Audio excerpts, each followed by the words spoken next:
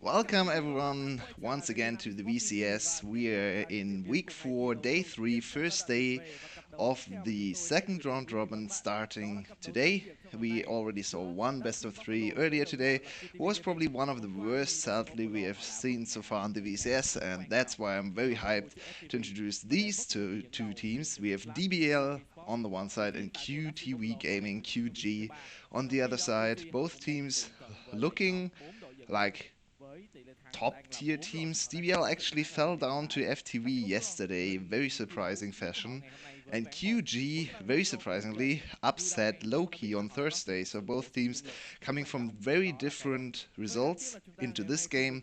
DBL should be the favorite, but we have no idea what's actually going to happen. My name is Yulwei, I'm your usual colorcaster, and with me, usually, every day, he is fighting his internet problems in Australia, so I hope we can introduce him later on. He'll probably join us in just a few minutes, so bear with me for the start, where I have to take it alone from now, but yeah, I think every day will be here in a few minutes to call the plays mainly. Looking at the rosters, Seal is still in for QTV. That's a little bit surprising to me. QTV picked up a new jungler, if I recall correctly. I think Kais went over there. That at least was the information I got last week. Maybe that changed again. Would have to double check that one in the next break later on. But Seal, the starting jungler, still in. Hero has been great this week. The top laner that came in after the very first series between QTV and DBL. In fact, that was the very first best of 3 of the whole season, and we saw DBL demolish QTG, especially top lane Rezo ran over the other top laner from QG side, whose name is Niven. He played a Quinn game into Aatrox and got solo killed 5 times in lane, died to Baron. Probably one of the worst performances we've ever seen out of a professional player. But this time Hero is there and Rezo has been on the downswing, so we'll have to see if he can stand up to the other top laner on QTV side. Entering picks and bans for this top series, what are we expecting? I'd like to see probably Rezo on an AD champ. He has played a lot of Vladimir to mixed success. He has tried his hand at Jace and Cannon yesterday, and both games didn't look too great. He lost against Rika, which is really not something you want to say. As the top laner in the VCS, Rika, the top laner for FTV, who just played, is struggling a lot. Yeah, and looking at the bans so far, we're very standard draft. Lux getting a lot of priority. Yumi is actually enabled. It's not like the LEC where she's disabled. But we have Mordekaiser, Annie, interestingly, I have no idea what's going on with Annie, and Kiana, globally banned in the VCS, so no team can pick up those 3 champs. Looking at the ban priorities so far, Irelia, Yumi, and Silas jump to mind as first pick priorities. Irelia for Razor, oh, Yumi gets banned out, so Irelia or Silas would be my guess for this first one. We could see a J4 as well, because Meliodas is a very good J4 player. He's back in as well. I should mention that, because yesterday DBL started out the series with Zhu Hao in the jungle. Probably thought, okay, the FTV is a free win anyway, we can give her a substitute a little bit more time.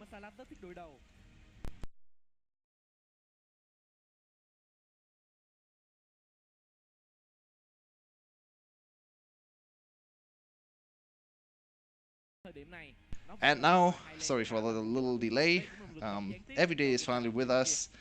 Once again, I assume a little bit of internet problems, right?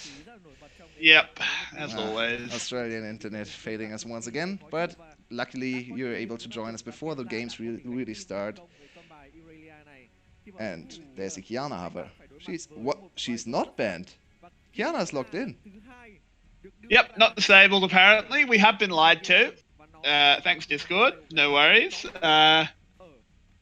Selling us up the river a little bit there. The Empress of the Elements is locked in here, presumably for Genza. And that's hype. Oh, we have seen one Kiana game so far in the VCS, and now another one in the hands of Genza. maybe even hero. We saw one top lane Kiana yesterday in the LEC. Did not really look too great, so I'd like to see her mid lane. Yeah, I completely agree. Is this Gragas Yasuo coming in? No, it's not. Okay, never mind me. It's alright, we can hope and pray for something so explosive. But unfortunately not. It is the Akali picked up here for Null, presumably. Obviously Akali and Irelia can still switch around. Yeah, Also worth Rezo commenting has on played a here. lot of Akali, if I remember correctly. 4 games on the Akali, tying his Vladimir. So it's his most played champ together with Vladimir. I'd expect him to go for the Akali again. On the other side, Jisoo, if you remember, Thursday had very good games on the Lucian. So once again, going back to his carry champ, we saw No Way early on today carrying on the Lucian. Seems to get back to high priority on the ADC role. Yeah, absolutely. Something to comment on here was the early Olaf pickup by QTV. Really wanted that champion super early in the draft. They valued it as pretty much the second most valuable jungler in the game. Only Sejuani was unavailable when they picked it up, so very interesting there. Yeah, Olaf priority for QTV is very interesting. They have played Olaf. Have they played Olaf before? Let's see. Maybe one game. I've only written down the more champs that he has played more than once, so not too sure if he has played an Olaf game before, but at least not more than one. So a little bit surprising on the Olaf priority, I have to agree. Signaling a tempo draft, right? Playing around Kiana, early spiking, trying to invade. Yeah, an interesting ban here from QTV is this Ashe, which we've seen very much taking off in the rest of the world, but here in Vietnam, no one really wanting to pick up that mage Ashe kind of playstyle in the bottom lane. But at least QTV is aware that the Buffalo may well have tried it.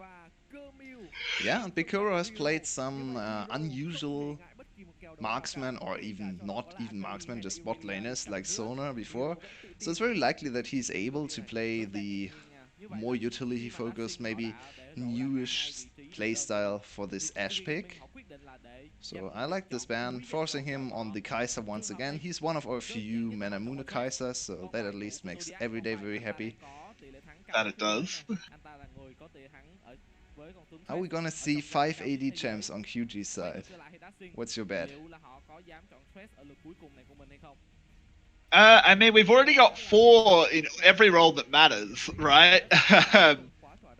Potentially a magic damage support coming in, but that's not going to super change up the damage profile. Oh, Braum is the last pick. Oh, what? there's a tree. Where's this tree going? Covered. Is it locked? No, it's not locked. Yeah, like, let's see if this is locked in before we get too baited. Alistair. Okay, it's That makes a lot more sense. Can they please swap supports? I'd like Lucian, Braum, and Alistair Kalista a lot more than Lucian, Alistair, and Kalista Braum. That doesn't really make a whole lot of sense. Yeah, it's a little bit strange there. I think that Kai'Sa would much rather having the Alistair, but I guess they're not too upset by how this has worked out in the end.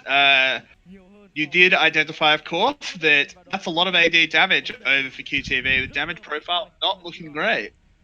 Yeah, that being said, it's not as bad as the usual triple AP draft, because especially with Camille and Olaf relying a lot on the true damage as well, you can't really itemize too easily into armor, especially on the other side, no real tank picked up either. Wow, look at the fan vote! Wow. What's going on? That's crazy. I mean, DBL, they looked weak yesterday. They looked really weak yesterday. People are thinking that QG can strike while the Buffalo is weak. But look at Razor's hair. He's back Yeah. to black, so back to his week 1 performance against QG, hopefully, for him at least. That was the very first best of 3. Cast your mind back to Niven and Razor facing up in the top lane. It wasn't a great time for QG. No, it was not. I don't think we're going to see anything quite like that. Hero a little bit more consistent than old Neven. But who knows? Maybe we will have Ryzo make a Neven out of Hero. Yeah, maybe. And but judging of yesterday's performance, I might even give the top lane advantage to Hero, right? Razor has been struggling in the last few weeks. Since Rift Orals really, I think the first 2 weeks he was probably our best top laner, and then he had to face off against all the Rift Orals top laners. And since then, he has not really found his footing again on Vietnamese turf. Yeah, absolutely. Got to see if he can recover a little bit, go back to being sort of that person we were tipping as, like, you know, potentially being the best top laner in the league. Why does he look like he's been photoshopped into that jersey? Look how long his arms are. He's another very slim figure. The VCS has a lot of very, very slim pro players. We joked about Levi sitting in his chair, getting punched by top and mid lane. That not affecting it at all, because his top and mid laners look like skeletons, so their punches will probably not hurt. Yeah, pretty spooky. Pretty spooky team. On and off the rift, actually. Yeah, exactly. Not as spooky as Rikas in the mid lane Nocturne. So. Ooh, that was very spooky. No one knew what was going on there. Certainly a nightmarish matchup. But and another AD assassin in the mid lane. Maybe that's the key to beating DBL. Who knows? Possibly. So, Wawa, if you would have to characterize those two teams on the Rift, what would you say to explain what they are like, what their playstyle is like? I mean, on the side of DBL, it depends how the lanes go, but I think this is looking like a sort of a side lane comp. I think you want to put your Aurelia and your Akali in the side lanes, potentially play a 3-man. But on the side of QG, I think it's a bit more team fight. Yeah. I think Kiana doesn't do super well in the side lanes. She's not terrible, but she's not great either. And I think that fits perfectly well with how the teams played so far, regardless of team comp. DBL more of a lane-focused team, likes to get early advantages. Only the really team that can really challenge them, the only team I should say, that can really challenge them is probably GAM in terms of laning prowess. And QG, much more of the team fight, team coordinated, team play team. Once they're getting out of lane, they are very scary. Their laning phase, not the greatest. Yeah, absolutely. We're going to have to see if a lane advantage can be built. Typically in the VCS, we do see these lane advantages mean a whole lot. Some of the VCS teams do look a little bit weak in terms of recovering from losing lanes. Just a trend. So we're going to see how that goes. And looking at the mid lane, Gens is having a bad time. Yeah, early push to Null. He is much easier wave clear with his Q piercing through minions, while Gensis, it can hit multiple minions, but it's not as easy to AoE that Q through the minions. That being said, look at the top lane rune choices. I am in love with Hero.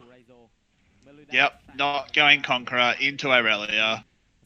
Yeah, that's a that makes me very happy Yulwei. That is a very happy Yulwei indeed. Of course, I absolutely hate people going Conqueror into Aurelia, because I think Aurelia is the better Conqueror champ anyway.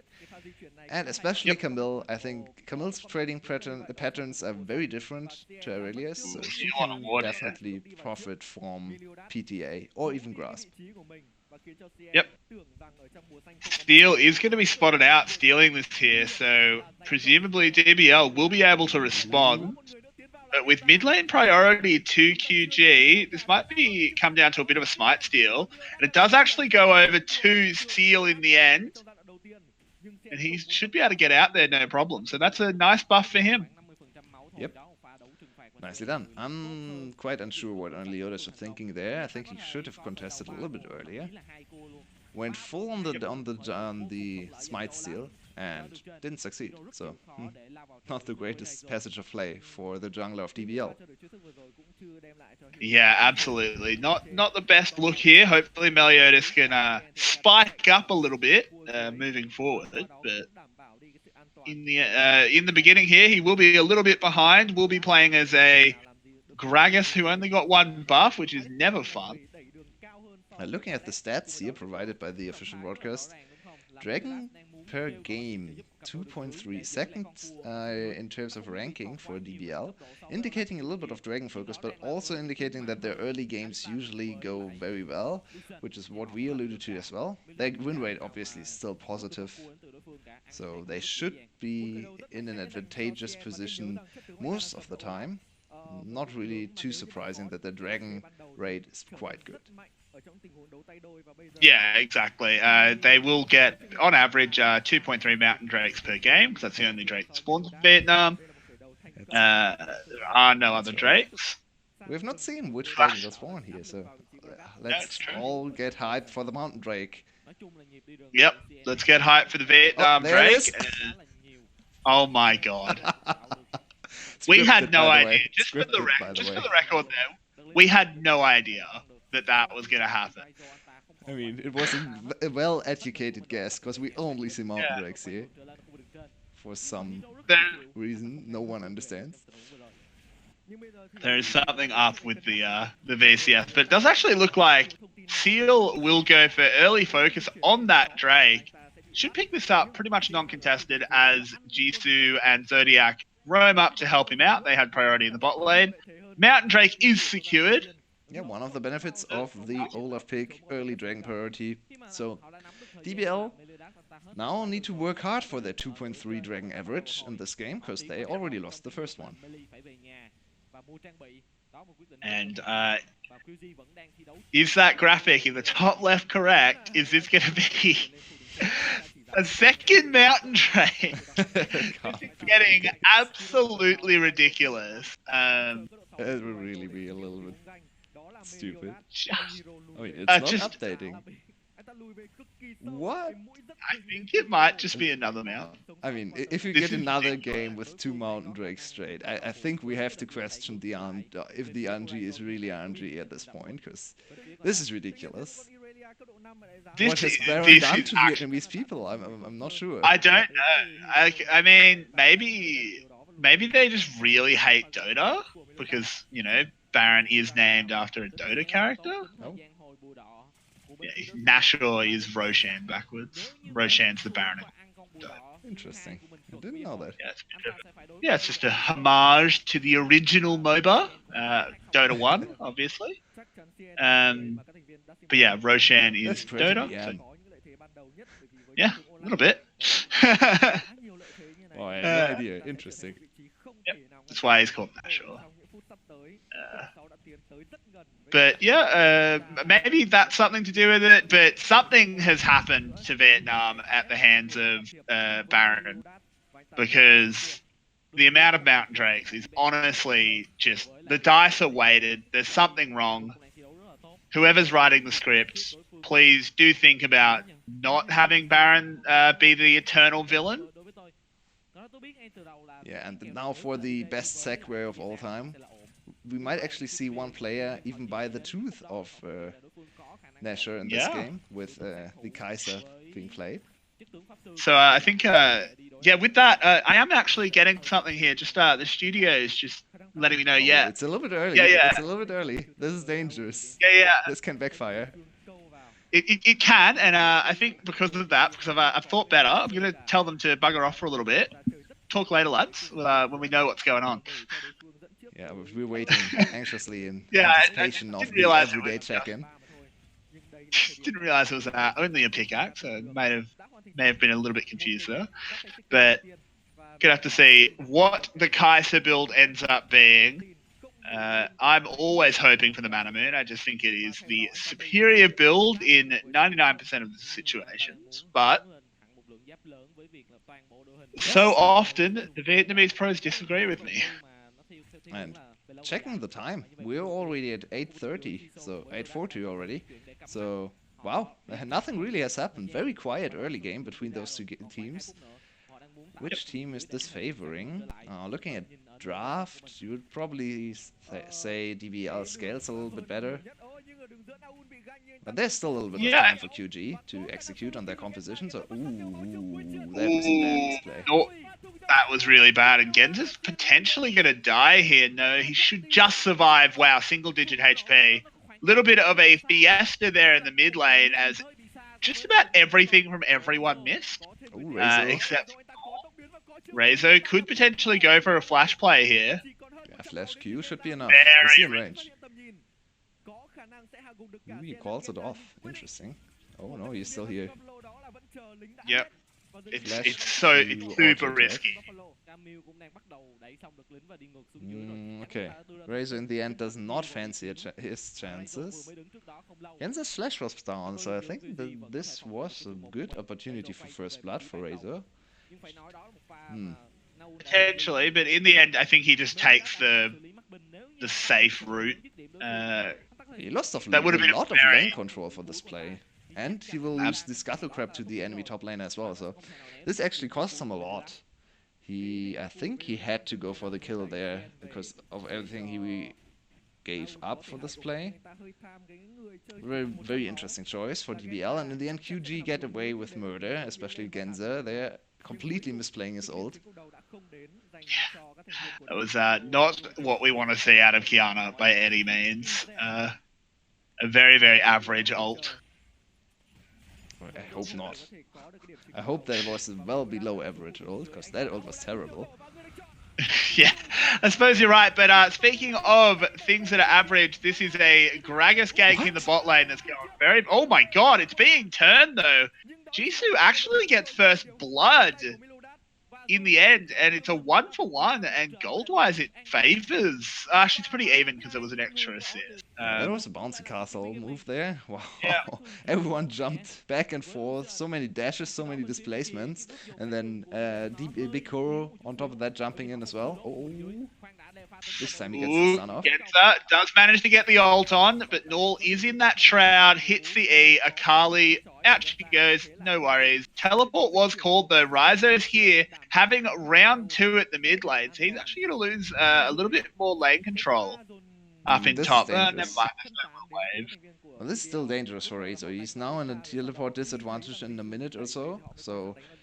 If QG would like to focus on top lane, they are definitely given an opportunity here.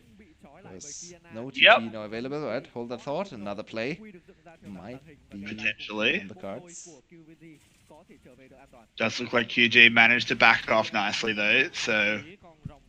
Alright, but our second Mountain Drake of the game will be started up here. Should be focus on taken that fairly symbol there. Will we get the Yep. straight triple mountain, as we all expect, because we're in the VCS? Or will we see the rare What? visitor? Whoa, what? I don't know what that one means. No, I don't think I've ever seen it. Okay, They've both added a new teams Drake, can't go guys. for the next dragon, because that one doesn't exist. That one is banned. Yeah, the Infernal Drake's actually disabled. So this is a bug. That will be adjusted to be another Mountain Drake, I'm sure. In all seriousness, we have not seen an Infernal Drake for ages here. We only see mountains and oceans for the most. We are already happy if we see a Clown Drake, but this Infernal is hype. You never get to see Infernal Drakes.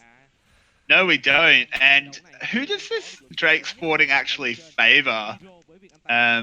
Based on when power spikes will be?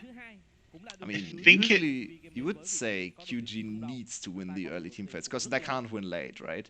So Yeah, exactly. if they are not able to win the next dragon fight, they can just FF the game, because there's no way it will get better for them. Ooh, there's the Kiana ult though, trying to fight back. Actually ends up the Smite getting the kill. Here his hero as well, Meliodas. Goodbye, Seal. Really didn't work very hard there, but got the double. He really didn't. He basically did nothing. My carries, I take those kills. I need the gold. Yep. So it is And a more 2 for solo 1. golden plating for the jungler as well. No, it was split. Still, getting any turret plating gold at all is quite nice for a jungler. So that'll be a pretty happy Olaf. Already has the Hex Drinker, which is an interesting early buy. He's against 2 AP threats on the top side, but Very good in considering early how often skirmishes against the Gragas. Will make him yeah, deceptively tanky, and he has more damage than the Gragas in a long fight as well, especially with the Conqueror for him as well. I like this choice. More MR than we have seen in the first game for F2E, so that's Yep. already a very good sign. Yeah, exactly. I was going to say, sometimes we see Vietnamese teams not picking up MR even when they're against basically an entirely MR team. So good to see MR does exist. So. In fact, not disabled on the top. Yeah, that's very good to see. By the way, I think it's time, especially as we hit a little bit of a lull state, to call the studio again. I think we can finally... Yeah, good call. I'll get on to them. Yep, lads, you there? Yep, all right, it's time. Yeah, we've got confirmation. Yeah, this is everyday Kaiser build check-in. Looking down at Big Koro here, he has looking at the rune, gone for press the attack, which doesn't have an energize effect quite famously. So instead of going for an item that only synergizes with energized effect, he's gone the good decision here, picked up a Mana Moon. Big Koro, love him. Great player, one of the best in the VCS, really. Possibly one of the best players in the world, really demonstrating it with this build here. And that's been everyday Kaiser check-in. Thank you very much. We only missed the first turret and the Rift Herald being taken, so not a big deal. Totally worth it, right? Much more important, obviously. But still a little bit of an advantage secured for QG, especially with the first turret being picked up in the bottom lane. Yeah, absolutely. We'll have to see if they countered this Rift Tower before it can do much to the inner tower. It might get a charge. No, it doesn't. The eye is popped. Here actually comes the engage. The Hextech Ultimatum is used to lock them up. They're fighting in a corridor, which is not what you want against the culling. Flashes happening. Here comes Genza. He's got the stealth Q at the moment. Uses it. Colette is going to be donated over. Meliodas is knocked into the wall and taken down. Overall, a really big play here for QG, pushing them out to a 2k gold lead now, but Seal. Can Genza chase? Whoa, he most definitely can. Big Koro absolutely can. Goodbye. Wow, that's the mid-game damage of our AD assassin, the newest addition to the league, Kiana, already looking very, very dangerous. Yeah, absolutely. This is exactly what QG fans want to be seeing out of this Kiana. She needs kills, she needs a bit of acceleration, and to use her power spikes well, which currently is exactly what we're seeing, which is very, very positive for QG. Yeah, and finally QG has jumped up to a little bit of an early gold lead. They needed an early gold lead, looking at the composition, have finally assembled everything they need to win this game. Now look at this replay. First off, Hero with a good engage doesn't actually land his hook shot, but Bikro is caught in the ultimatum there. Jisoo with a lot of damage, and now here comes the assassin. I'm not actually sure why he went for the grass enchantment there. I think the water one would have been better probably. Hits the ult this time. Follows up with the Q and an auto attack. Seal wanted to follow up, and for some reason he called off the play and was caught by the other players rotating. I'm not quite sure what he did there. Could have just followed the other players. I think he wanted to hold mid lane possibly, then misclicked on the map. Or I'm not really sure. I think he was chased away by Null, and in the end Null picked up one kill, which is pretty crucial, because this Akali will definitely win side lane 1v1s against Kiana. Yeah, you'd hope so. Be a pretty dire situation if this Akali gets to the point where she can't 1v1 the Kiana. But still, we don't know everything about how this Kiana works. She's obviously still very new to the league. So for all we know, Gen's just going to come out with some mechanics that are pretty nutty, and he could blow us all away. But we need to see QG continue to play forward as soon as more objectives spawn, which is not for a little while. Ooh, Hero, you're in a lot of trouble here, but Hookshot is a pretty strong ability. Gets under his tower, but the dive's being called in, and I think he will end up going down anyway. Yes, he does. Good try. Yeah. It was almost a got his valiant. ult off there. That would have been a problem for Azo because he almost dodged the last auto attack that killed him from the Gragas. You have a 0.5 second time where you're untargetable while ulting on the Camille, so almost pulled that one off. I don't actually think it would have resulted in a kill because I think the ultimatum is fading away once you die, right? So I think so. Razor would have been able to get out anyway. Good attempt by Hero, but a kill back to DBL sadly. Gold going in the pockets of Meliodas. Yeah, and I mean, he didn't really commit anything to try and get that outplay. Only the cooldown of his ult, which will come back soon enough. Didn't use his flash or anything like that. So, yeah, valiant attempt. Flash was on cooldown, so enough. He had no... Yeah, but he didn't commit it, is my point. So he didn't use it. Fair. He didn't have the option. If he'd had his flash, he probably lit. Looking at the next few minutes, we have hit 20 minutes already, so what are both teams looking at? DBL once again can sit back a little bit. They have Biko scaling up. He's sitting on 2,300 gold, so most likely trying to get that 2-item power spike going. 2 items already secured for G, so I still think QG needs to look for skirmishes. Right now Olaf is very strong, not very tanky, but a lot of damage. Yeah, absolutely. Has got that completed more Malmortius, so fighting around this mid lane in the potential 2v2 with Akali and Gragas, super strong. If that is given to them though, because it does look like Norl is mostly pivoting to play in the side lanes, which suits them quite nicely. I do want to see QG still be the one to set the tempo. As you said, DBL's pretty happy just to sit back and wait. So we need QG to prevent that. Yeah, and looking at the next objectives, that might be the targets of the next play, or the next attempted play. There is another Infernal Drake spawning, in fact, as DBL has started Baron. That was probably an accident. You would hope so. Don't think they're going to get punished off it, though, as actually Predator is popped. Meliodas looking a little bit aggressive there, but ends up not doing anything. Can he be the hero once more for QG? Going back to farming. Yeah, the Infernal Drake in 48 seconds. Which team has the better position? Right now, looking at the vision, QG has focused all of the vision on the top side, so it's actually a little bit dangerous for them to enter bottom side, and now DBL the first to venture out in the area. QG might look at the trade Infernal for Baron. They have one Mountain Drake. Their Baron speed should be good. Oh, Paulette flashing forward. He hits that Braum ult, and Norl throws himself in, absolutely assassinates Jisoo. Zodiac will be going down as well. It might take a little bit of time. He's a tanky boy. But down he goes. That's 2 kills. This potentially Baron going over to DBL should be pretty easy for them to secure this one. That's a really big play out of Paulette on this Braum. Especially as Seal had to use Flash and ult to get out of there, so he doesn't have his Flash available, no Blast Con either. It's really hard to get into this pit for Olaf, and he's not even trying. They just want to trade the Baron for the Dragon. They set up everything to do this trade, but the other way around. Now they get caught and have to be content with another Infernal Drake. And what a surprise! There's another Mountain Drake spawning.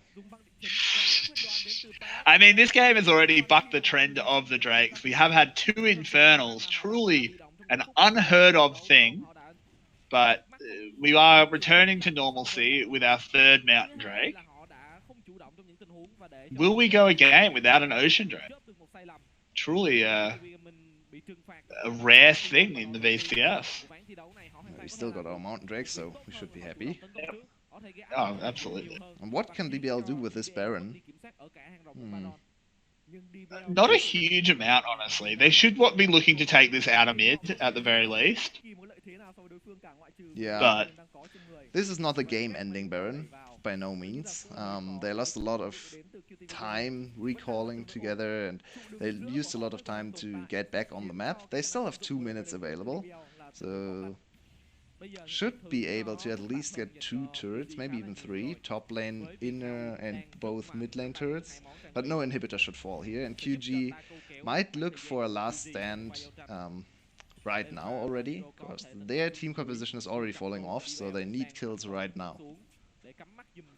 Yeah, exactly. We need to see QG play aggressive, even though they've lost the Baron here. Null could potentially be a little bit caught out, but in the end, no. The Predator above their heads means they know that reinforcements are coming. But Hero goes in here onto Ryzo in the bot lane. Does get hit by the Flawless Duet, but Ryzo, I don't think you win this trade. Actually, I completely tell a lie. He's absolutely winning it. Conqueror on Irelia, it's a pretty good spell. Hero in a fair bit of trouble, does manage to dodge the Greg Assault, pops the TP, could just be out of here, and Oh off he no! goes. Even gets the Brawlmole. Well done. The Soros Classic TPing out of there. That was a very interesting Gragas ult, very... that was a blind Gragas, he just tried. I guess why not? His ult cooldown is not too long, so maybe you get the free kill, maybe you don't. Picaro throwing himself forward there does a lot of damage onto Zodiac, forces the Alistar ult. Yeah, this is not looking great for QG. I think they are only 1k behind, but looking at the comms, it's more like a 5k gold lead if you had the even comms. The scaling is good. Ooh, Meliodas throwing himself forward there, flashing in, doesn't actually find anything. Genza coming in on the flank. We could see the Hero play, but nope, he is just sitting on a ward and does look like he will be falling back.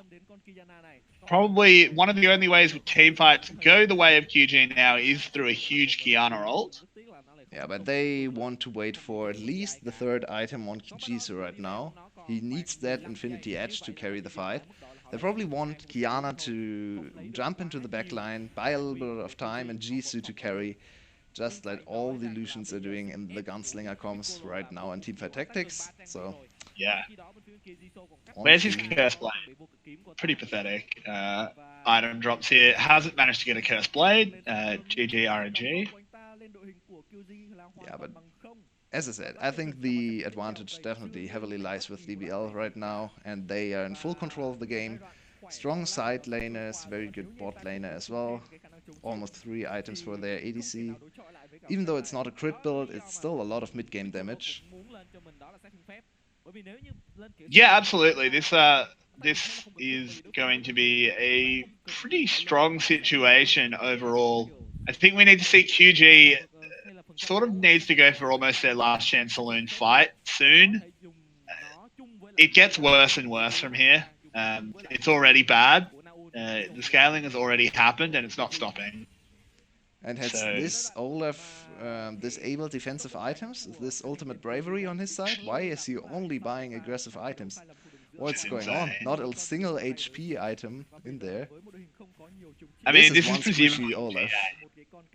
Yeah, he is going GA, which, I mean, in some worlds is defensive, but you'd think you'd build some resistances so you don't die in the first place, right? I mean, he doesn't even has 2,000 HP right now.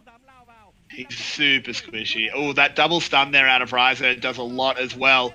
The fight has broken out. Ryzo taking so much damage, though. This actually might be a chance for QG. Genza's here, but he can't get in. Seal is the first one to go down. Zodiac tries to go forward to get the headbutt pulverized, but can't quite do it. Genza throws himself in, actually hits a pretty big ult there, but just doesn't quite have the damage. Insta-diced to the AoE from Bikuru, mainly.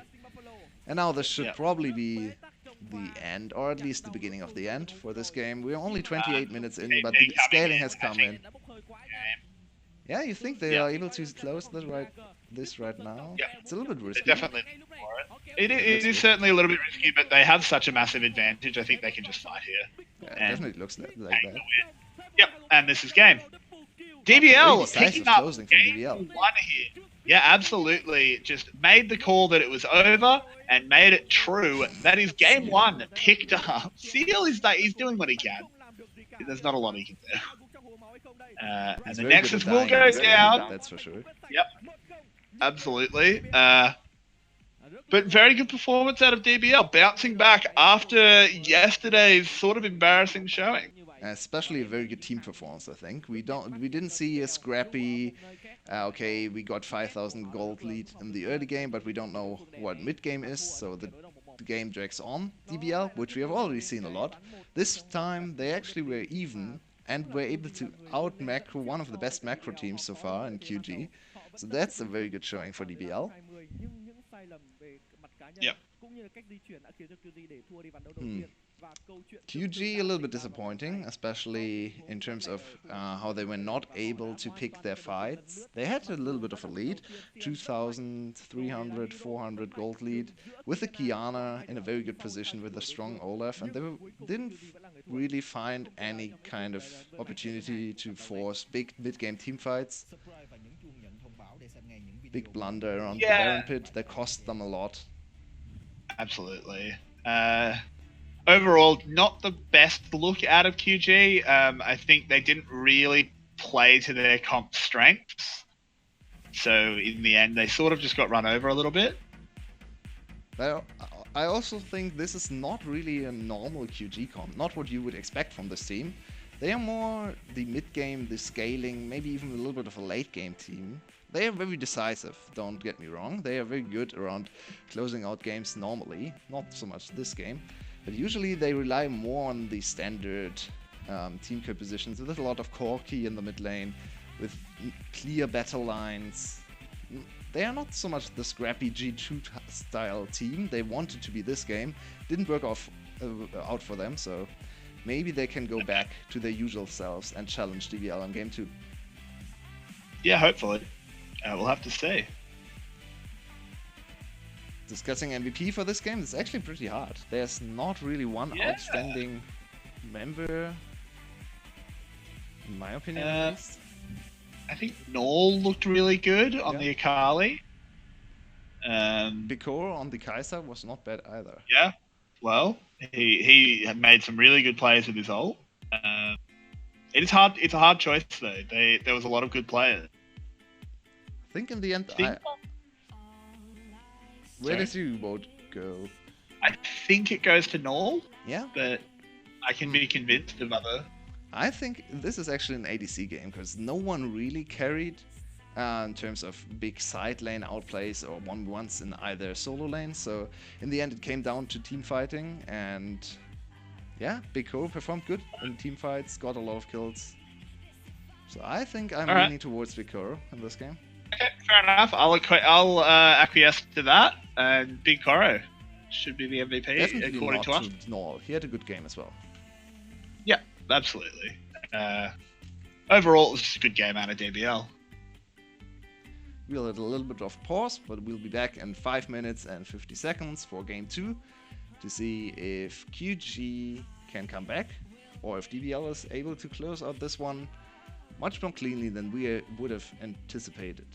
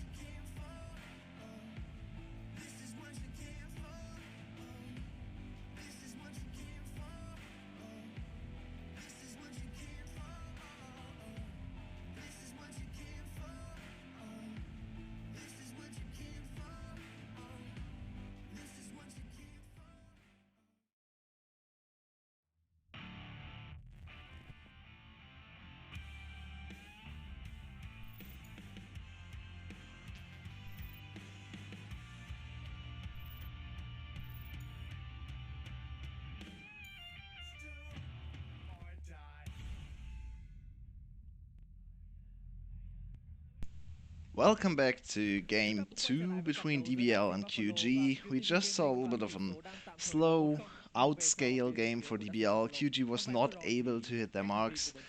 They drafted an interesting composition, very reliant on early team fights and early skirmishes around big objectives. Were not able to really hit the mark, and in the end, yeah, DBL stronger team fighting, better side lane control as well.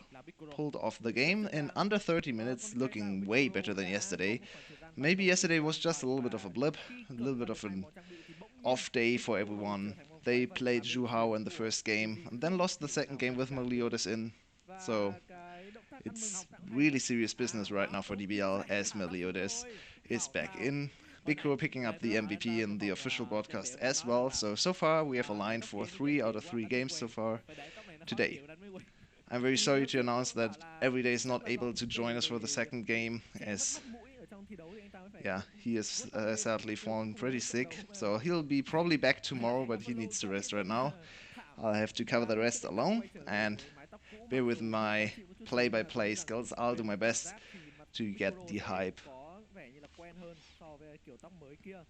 Looking ahead to the second draft, what are the interesting or important parts? QTV, I alluded to it a little bit after the first game. I'd like to see them on a more standard draft, looking for team fights. They're usually a very good team fighting team. Maybe go for multiple threats in the late game as well. I'd like a little bit more of a scaling approach. Even though I like the Kiana pick, obviously Kiana is still very new. I'm very happy to cast Kiana games. She didn't really look too strong this game. One or two very good burst combos, but nowhere near what we've already seen from Kiana's. And it's pretty hard against Akali, to be fair. Akali is a very hard champ to kill.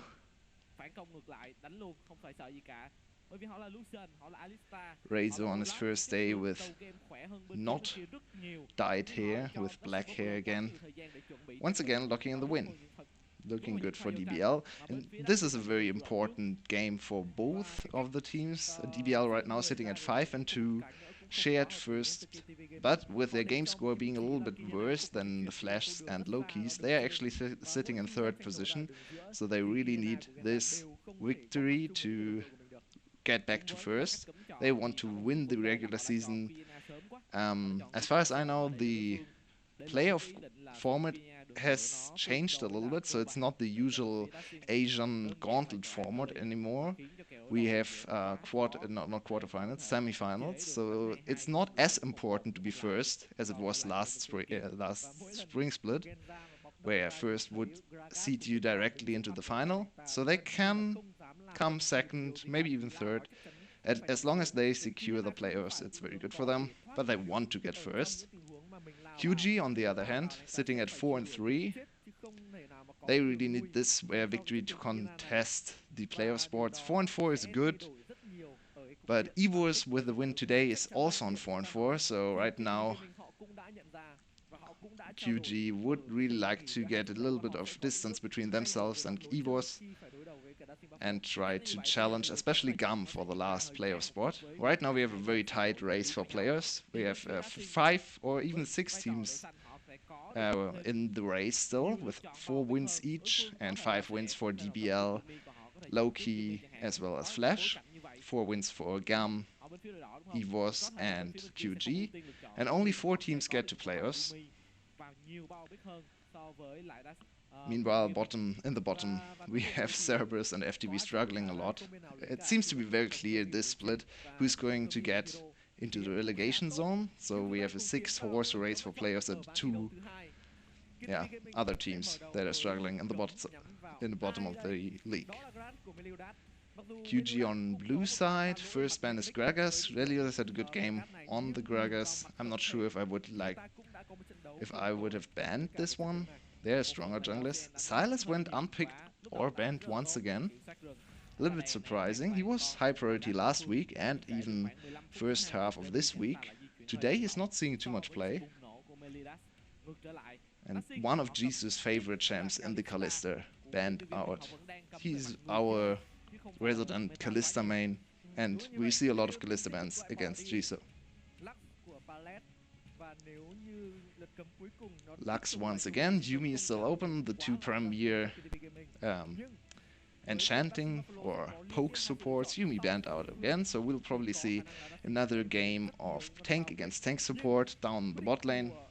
Alistar and Braum were our picks in the first game. Very unusual.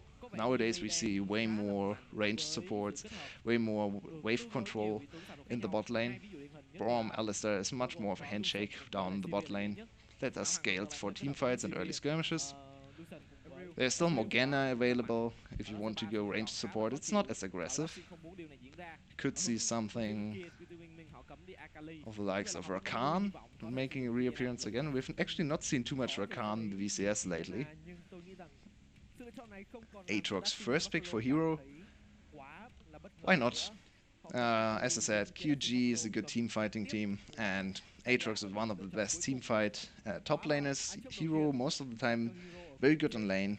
Does not really go for a lot of solo kills, but most of the time comes out of top lane in a very even state. Was better than Razor in game 1 as well, so I like this pick a lot for QG. Already going for more of a scaling, more of a teamfight approach. Razor answering with the Irelia. We'll have to see if he's able to perform.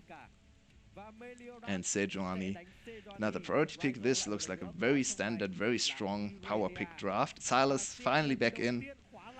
So yeah, so this is just top priority in every role. Following that, probably a Lucian or Kalista pick up, not Kalista, Kaiser. Yeah, there's the Lucian for Jisoo. He has looked very good on the Lucian.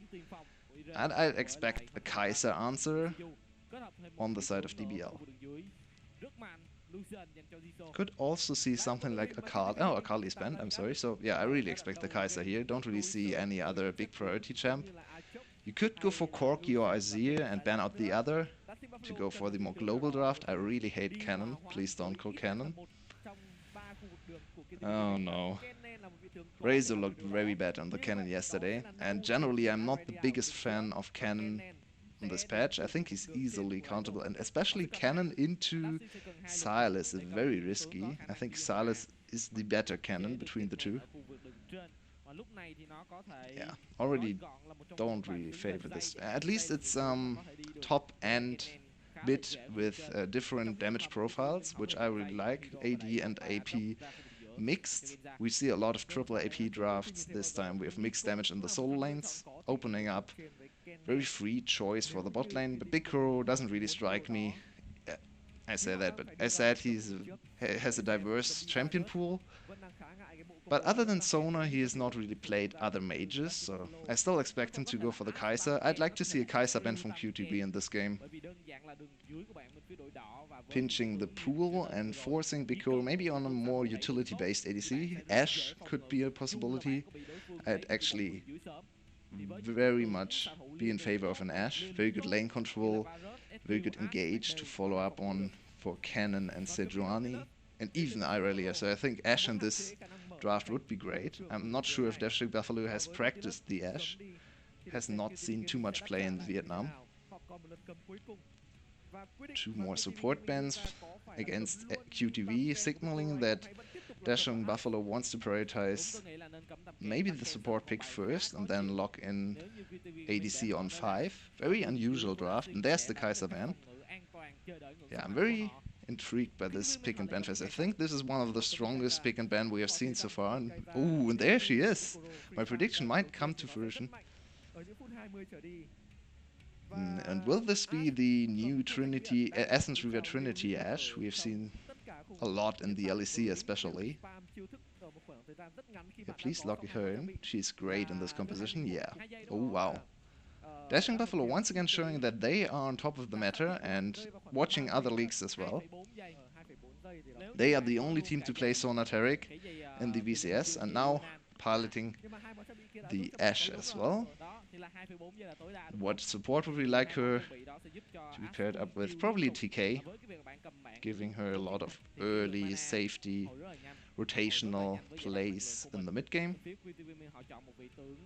Last pick from QDW has to be mid laner right now. They can go for whatever they want, pretty much. It's against Irelia, so Nico does not really favor, is not really a good choice in the lane. Could still go Nico just for the comp. Oh wow. Another Kiana game actually. This time into Aurelia. Interesting choice. They have the Renekton counter pick for top lane. Would have been... No, it's actually not for top lane. It would have been for mid lane. The full Glacial bot lane coming in for Dashing Buffalo potentially. Don't really see the synergy between Ashe and Volibear on the Rift.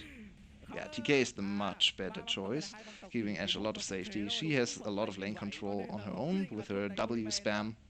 Comet as well. This is the new rune choice for Ashe. You always go Comet for lane control. So I really like this draft from Dashing Buffalo, aside from the cannon, which I don't really like too much. But it's still a strong teamfight draft. A lot of different tools to engage. Flanking opportunities from Irelia and Cannon. Strong 5v5 all around from Dashing Buffaloes. On the side from QTV, we once again see the Kiana picked up, so she, as we said in the first game already, needs to get early fights going. We have Lucian as well, a little bit early on the power spikes compared to the Ashe. Actually, in terms of DPS, Lucian might out-damage the Ashe in the late game, especially with this new Ashe build that's more focused around utility and cooldown reduction. But it's still a range advantage for the Ashe, which will naturally transition into a good teamfight position for the Ashe. So this is once again honest on QTV to make stuff happen in the early game, and more complete draft for Dashing Buffalo, higher percentage draft if you look at where they are strong, how easy it is to execute on their composition and their win conditions overall. Kiana for Genza in the first game, we were not too impressed. I'd say he needs to step out a little more, hit his ults. Sylas for Seal. Sylas Kiana, very strong duo at level 6, that's for sure. I could look for early kills on the Irelia, utilizing Sejuani's ult, maybe even Ashe's ult if they get a hold of it. Yeah, this looks like a very hard game for QTV, judging from draft and their previous performance. I'd give the heavy advantage over to Dashing Buffalo, probably like a 65-35 right now, just judging of the drafts. And play has been in favor of Dashing Buffalo as well, so they are the heavy favorites coming into the second game. But we'll have to see if QG can once again step up and surprise us and lead us to a third game today.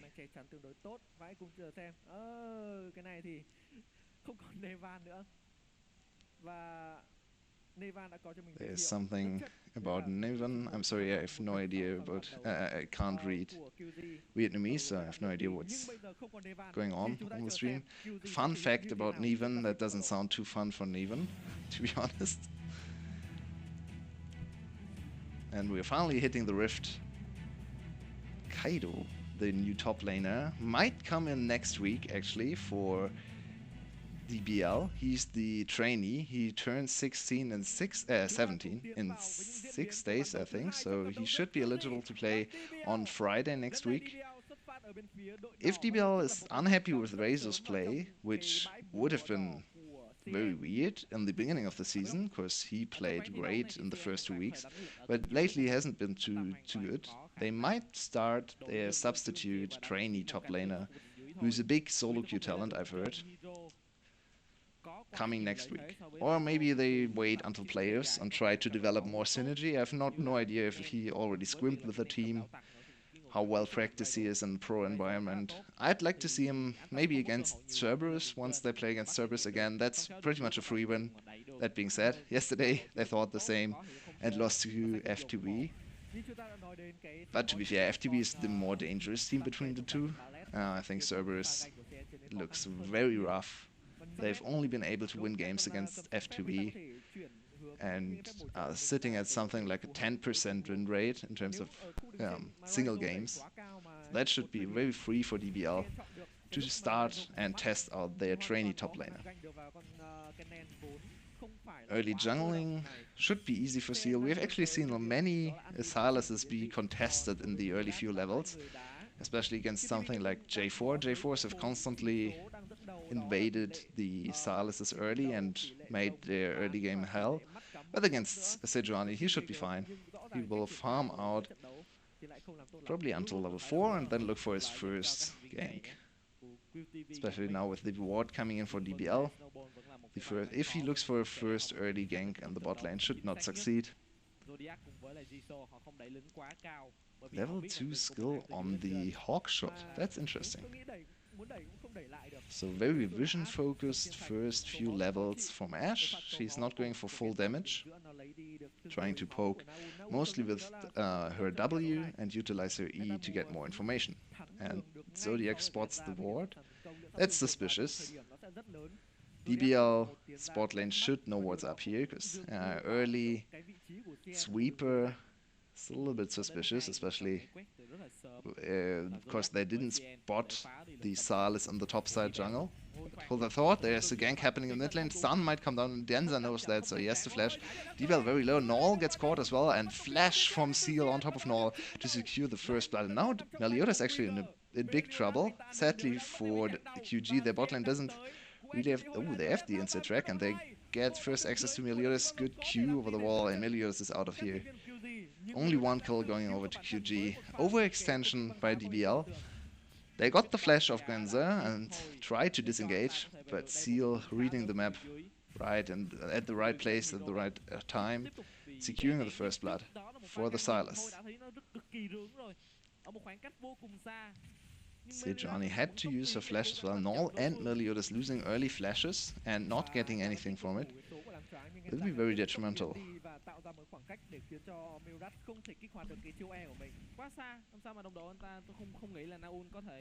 Looking a little bit more in depth on the bottom lane, so far seems to be going very evenly. Jisoo will struggle a lot on this Lucian pick against Ashe, because Ashe with the big range advantage, you can't really trade into her as we get another look. Genza gets stunned, instant ignited, but he gets out of there with the E and a very good W and flash to extend this one. Meliodas doesn't turn around to stun Genza, which is probably a good decision, because the stun on Genza would have not done anything for him. So it's just a little bit of an overextension. Without Seal there, would have been a fine gank, just getting the flash of his Genza, but Seal with very good pathing. And a little bit foolish from DBL's side as well, because they should have known where Seal was. If I think about it again. They didn't spot him in the top side jungle, where utilizing their hawk shot, and they knew that Zodiac was sweeping a ward, so they could have anticipated Seal was probably around bot side, heading back into his bot side jungle, so right on the way to the mid lane. Yeah, a little bit too eager probably, so, too focused on the kill, not thinking about the consequences, and yeah, they got punished for that. Look at the trades. This Lucian is getting wrecked in lane. Ashe is so strong. I'm super happy we're finally getting to see the Comet Ashe. So many Comet Ashe games in the LEC and not a single one in the VCS. Left me very sad, as I like this new strategy. It gives us a lot of very cool tools to track, especially if you look later on at the Ashe ults with 40% cooldown, flying around the map every 40 seconds or so. Yeah, and zooming out, looking at the top lane, Hero once again is standing his ground in a very hard matchup. Razor not really able to capitalize on the range advantage so far, even in CS, and lane pressure actually in favor of Hero. Especially in the early levels, that's hard to do as an Aatrox. Whoa! Speaking of top lane, Razor on single-digit HP, almost going down there, had to flash out. Hero used his flash as well. I hope we get another replay of that play in the top lane. Wow. Hero really looks like one of the best top laners. Consistently doing very well into almost everyone. Please give us a replay on the top lane. We see an Ocean Drake. It's actually not a Mountain Drake for once. Maybe we get to see a game without a Mountain Drake. That would be quite something. First Ocean Drake going over to DBL. which will probably benefit especially the bot lane a lot, because Biko wants to spam as much as he can. And now we finally get to see this replay. Another Q hits from Hero. Flash Q extension. Wow, he was so close to solo killing Razor there. Very unfortunate. Razor didn't react in time, and for how well Hero played, I think he deserved the solo kill. But unfortunately, not quite enough damage. In the end, it's still flash traded, and Hero doing better than he should be doing against the cannon. And an early gold lead for QG, still stemming mostly from the first blood advantage. Not a single, I should say the jungle item is still not completed for Seal, sorry. Lost my thought there. Now it is, actually, and now he can look for early skirmishes, grouping up with his level 7 Kiana. I'd like to see an early play, maybe, sadly for them, the dragon has gone down already, so no immediate objective to play around. DBL does not have to contest the second dragon. So right now QG needs to be looking for some kind of an wait maybe to catch Meliodas out, or even all. Top lane is still pretty even. The trades are going mostly in Hero's favor, sometimes in Razor's favor. It's not that interesting to look at. I have to wait for another big play from Hero, probably wait for his flash until he's able to do something again, but then Razor's flash is back up as well, so top lane is mostly quiet right now, and overall the game has been a little bit more slow. The VCS trending towards a little bit more slow gameplay. There's still some games where it's absolute chaos. Genza once again has to flash away, another mid lane gank, just in time for his flash, so now they really need to revisit this mid lane to make something with this flash advantage, but Seal gives in. Wow, Seal, very assertive. Will he get the kill on all? He does, but he trades his life. Sadly, Meliodas at the last hit, so in the end Meliodas gets the kill. Kill for Seal. Traded for a kill on Meliodas and mid lane control. Overall, I'd favor QG in this play. Ginza does not have his ult available, so there's no kill pressure on Meliodas, sadly. I'd like to see another burst play from the Kiana. Bot lane is still in favor of DBL. Those two players are, just looking at player strength, probably one of the best bot lanes together with Flash's bot lane. And then they play as very obnoxious, very strong bot lane on top of that, so they should win lane, and so far they've executed on that just fine. Still a very even game. We've not really seen too many major things happening.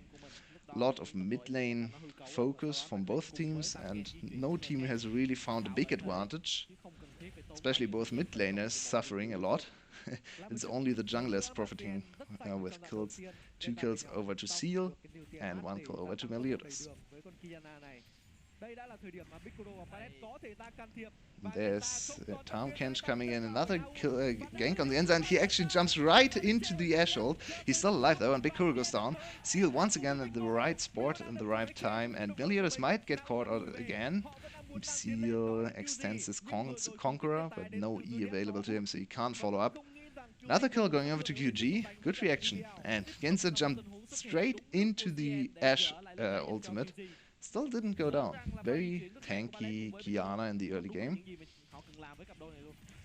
Seal overextends quite a bit, it's caught by the ult from the Sejuani, but now wants to turn it around on Meliodas as Genza is here. Whoa!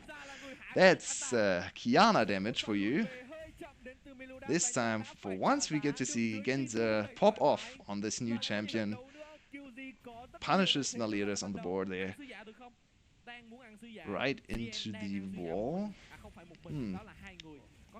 Another objective for QG. This early game looks much better. They've already gotten a 1.3k gold lead, so exactly what their champs need to do. I said in draft that I think DBL's comp is more consistent, easier to execute.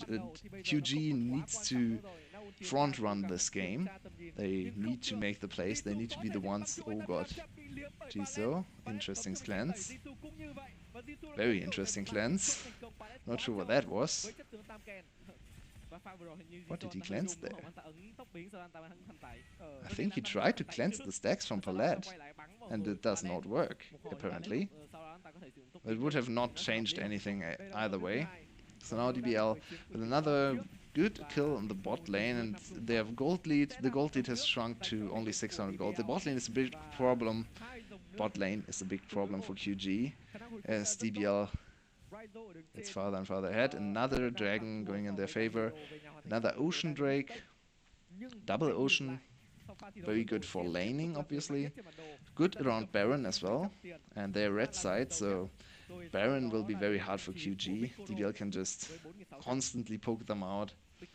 Contest from the other side of the wall. Natural advantage over to the red side team. Next dragon, still a Mysterium. We have no visual confirmation which dragon will spawn next. My guess, judging of today's games, is obviously Mountain Drake. No, it's a Cloud Drake. Well, fair enough. So very low priority dragons coming up. Not good for QG. In the meantime, bot lane is still in favor of DBL. And another interesting teleport from Razor. Saw more of a play than there actually was, and wasting his teleport gives Hero a lot of time in the top lane. He's already accrued 20 CS lead on the Aatrox.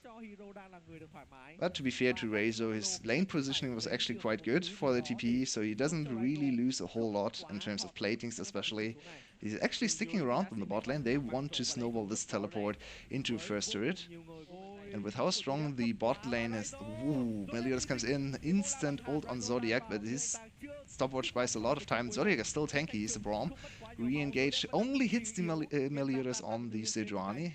Ooh, DBL has to back off, with now Seal and Hero arriving as well. Double cannon ult and 2 players go down. Irelia and Salas traded. Hero is still here, he has the ult reset and gets another kill for his team. QG win a team fight around bot lane. Will not be able to get the first turret though, as Ashe is still too strong on the wave clear department. Gold lead once again back to 1k. This is a much more action-packed game. Ooh, Jisoo might be caught out. Ooh, he runs straight into Meliodas, Ashe, arrow, and a kill for Bikoro. Nicely done. DBL once again turning the play around and might now actually be able to snowball this into the first dragon turret. Ashe further and further ahead. Looking at this one again, Zodiac would have been dead without a stopwatch. Good timing there. TP comes in. Zodiac very aggressive on the front line because he knows that his shield will block at least one lethal spell. How do Seal and Null die? They just jump on top of each other, killing each other there. Very interesting interaction. It's very seldom that you see 2 players killing each other in the exact same moment, dying to each other's last auto attack or spell effect. I think Salas' last tick of the cannon ult killed Null, while Null auto attacked the Salas. Still 0-0 in turrets, but QG now with a big advantage in the mid lane. Rift Herald spawned as well, but it's not even needed. So now Rift Herald might be wasted completely because they can't continue the push. A little bit unfortunate for QG. I want to protect the Rift Herald, at least the eye, so that it gets another charge off. Will be able to do so. So a little bit of damage on the mid lane in a turret. Not the best, the Rift Herald in terms of value, no turret platings. At least a little bit of damage on the mid lane turret, and first turret finally falling over in QG's favor. It's the typical Ashe build. If you've never seen this Ashe build before, it's Essence Reaver into Trinity and then back to crit.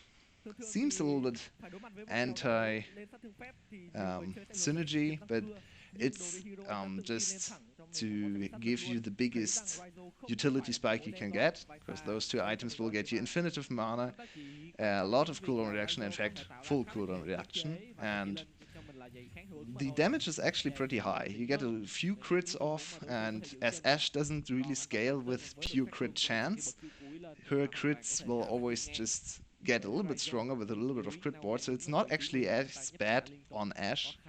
to buy one crit item. If you just sit on one crit item on Zarya, for example, that crit item is absolutely useless. 25% crit chance doesn't really do a whole lot. But on Ashe, it's not actually that bad, because it's just a 25% damage increase on the second auto attack. That's as good as another 25% auto attack damage increase, so you don't need to overly prioritize crit on Ashe early on, which makes this build viable. Gold lead is still in favor of QG, and DBL, I think, should not contest this dragon. It's obviously nice to get another dragon, get the dragon snowball rolling. But right now, QG might be the stronger team around 5v5, and DBL could actually waste away their chance of winning this game if they overcommit to this fight. Right now, it's actually going very well for them. Big Crow with a lot of early damage on the Ashe. Seal is forced into Starboard, should go down here. Ooh, the very bad flash. And in the end, DBL actually wins the fight. QG was not willing to fully commit to a fight, which is a little bit surprising, considering they should hold the advantage right now with Qiyana on her big 21 lethality power spike.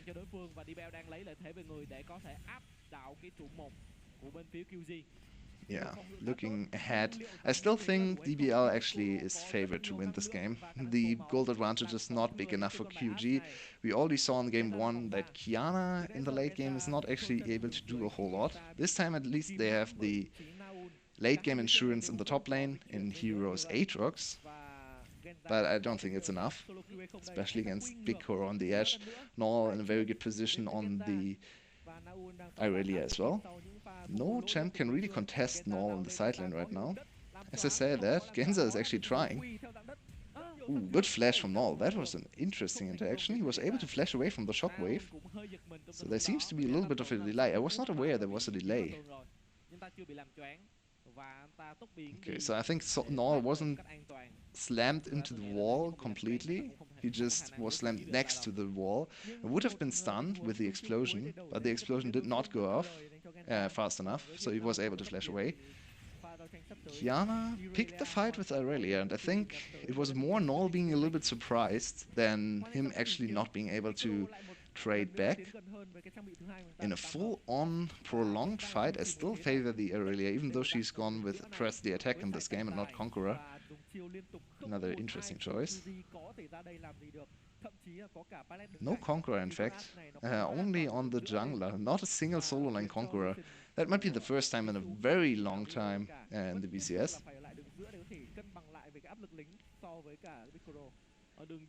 DBL, especially in the top lane, has... Razor has adjusted his build for early game skirmishing. Full on completion of the Morello Nomicon. Good against the Aatrox, obviously, and good against Lucian early on as well. His healing sometimes is more than you would anticipate, so I actually don't hate this Morello. Usually Morello is a little bit of a trap item, especially on Cannon. You don't actually need to complete the item. It's a lot of gold invested just for a passive. But in this game, the passive is actually very valuable. Aatrox healing can be very extreme.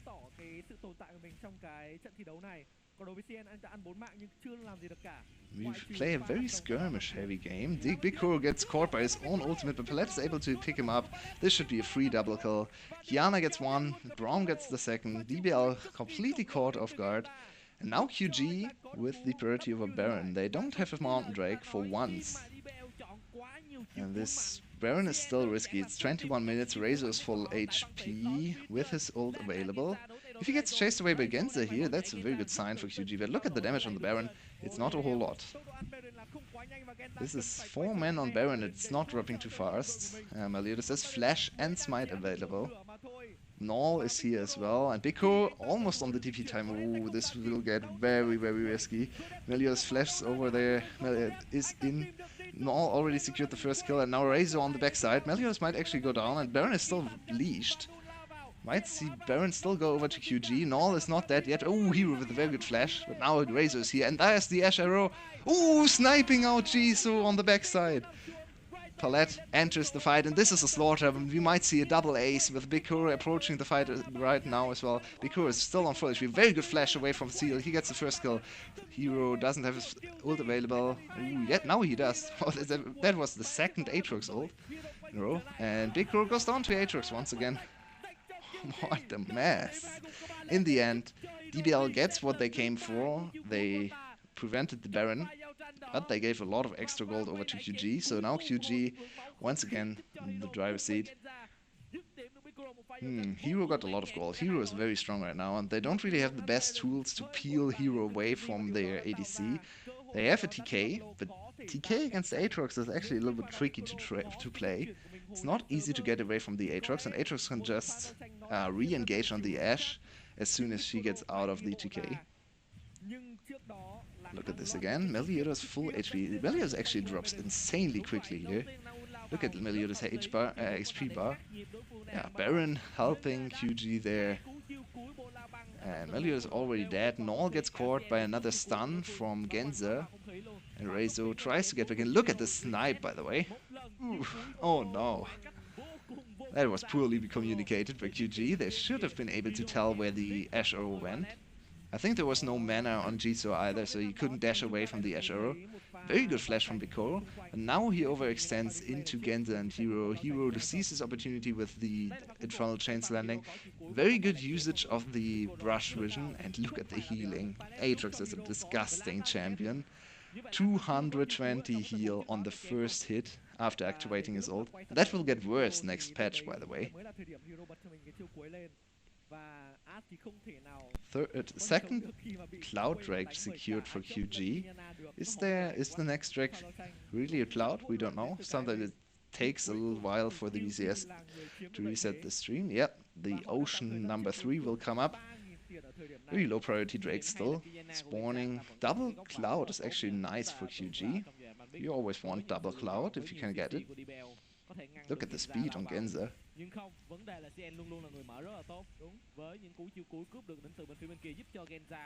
So what are we looking at? More plays, it looks like. Palette and Meliodas are here. Very good snipe on Genza, and he's dead. Kill over to Palette. They even invested the Ashe arrow, but look at the Ashe arrow's cooldown. That's taking off very fast. It's probably sitting at something like 40 seconds. I'll track that the next time she fires her ult. I'd expect something like 40 seconds right now, with 40% already built up. I'm not sure. No, he doesn't have 45% because he's going not sorcerer. I've played too much TFT. I'm sorry. Yeah, he's not gonna utility a tree, so no 45% for this Ashe. But 40% is good enough. Another turret going down. No local gold collected for DBL. But DBL extends the game even longer. And looking at scaling points, 25 minutes have passed. The Aatrox is super strong, so the outscale doesn't come in as early as in the last game. I think Ashe needs more DPS items to really outscale on teamfights. Right now, the Illusion, I'm not sure if the Illusion is actually stronger. He's on a little bit of a power trough. This new, very famous build, at least in the VCS, gives him a very strong level 1 item power spike. His 2 item power spike is okay, but between 2 and 3 items he's usually behind in terms of DPS or pure damage output compared to the enemy ADC. It's not really the case in this game because of the Ashe itemization being very utility focused. But yeah, it's still not the greatest single target damage from the Lucian. He needs the IE to really get going in this game.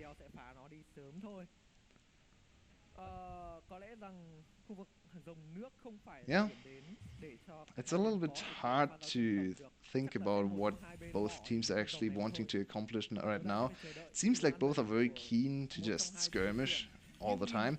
No real side lane play set up. I don't really think there are many great side lane champs in this game. I think the best side laner probably right now is Aurelia.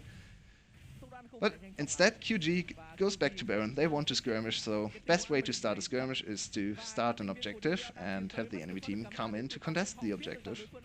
Baron helping out once again, and the fight is initiated. Zodiac gets caught though. Zodiac might go down very quickly. Null has to back off, and now Hero from the backside. They could just burst down Hero here, but instead they're focusing on Seal. Seal is still alive. Very messy team fight. Null goes down first, and Hero gets the assist, so he has to reset. This should be a one fight for QG, but now Big Koro can come in with his... Wow, he has a lot of damage on the Ashe still, and Palette flashing forward. This should be the first kill for DBL. Genza goes down as well, so in the end, DBL is actually able to turn around the fight. They're still pretty healthy, so will they now themselves fancy the Baron? There's no TP available, in fact, but look at the summoner spells from Zodiac. He has adapted his summoner spellbook and will try to go for the Smite Steal, anticipating the Baron call, rightfully so, as the Baron is already started by DBL. Now it's on Braum to steal this one away. No flash, no blast cone. This will be very hard on Zodiac. We have seen various Q steals today already. Very good plans from Jisoo, and they kill the cannon. So now Braum is actually in smite range. Will we be able to steal this one? Whoa, he got it! Zodiac, the support god, coming in with the smite steal. And now QG once again turning around the fight. The game, I should say. What a game. It's constant back and forth. It's only fighting all the time. Side lanes don't seem to really exist. It's only a little bit of money. But nothing really to play around. So Baron was the main focus for the last 10 minutes, and it finally fell in favor of QG. Very good smite steal from Zodiac. I think DBL completely forgot about Zodiac's spellbook there. It's a little bit hard to read sometimes, but nicely done. Zodiac getting the smite steal. Look at this again. So this is super crucial. Razor actually with a big mistake, overestimating his damage. He thought with the Ashe he was able to kill Jisoo. His job was to zone off Zodiac and Jisoo. He didn't have to full commit to the fight, he just had to poke around there. And he gives up the Baron pretty much, together with Meliodas obviously. He was not able to land a great smite. I think I just saw it was down on the replay, so it was actually easier than anticipated for Zodiac to smite that one away. As we see one more dragon, and it will be the third cloud. So 3 cloud, 3 oceans this game. And this will be the first game in a very long time without a mountain drake. So I guess mountain drake hinges on if everyone is casting with me or not. And as he's not here for this game, we don't see a mountain drake. Second crit item has come in for Big Koro. He's finally hitting a little bit harder. But there's IE for Jisoo now as well. So both ADCs actually very strong. And this game will probably focus more on the ADC output from now on out. But there's still a very frightening Aatrox on the top lane. Look at him. 407 for Hero. Once again with a very good performance for his team. We might go into a third game with this one. Ult on Hero hits DBL, and Palette try to chase Hero. He has activated his ult. This one will run out. If they get the kill on Hero, that will be very crucial because Hero has a GA as well. So getting the GA passive for the next team fight. They will lose an inhibitor in the top lane probably. A big shutdown to Big Koro, and they try to get back. But this will be an inhibitor in the mid lane. If QG can get 2 inhibitors of this play, it's still worth it. Still 1 inhibitor would be fine for DBL. They are back in base, so it's only 1 inhibitor, but 1 inhibitor turret on top of that, so I guess still a good trade for QG, but they lose a lot of their teamfight power. And if DBL is able to force a teamfight once Baron has abated, this might actually pay off. I don't think it's as bad as it looks like for your DBL. They would probably not be able to defend against the Baron buff anyway, so like this proactive play, if it pays off, yeah, we still don't know if this was in fact a positive trade for them. But at least it resets the map and it uses a little bit of doubt into QG. Now with Hero giving up 1000 gold to the Ashe.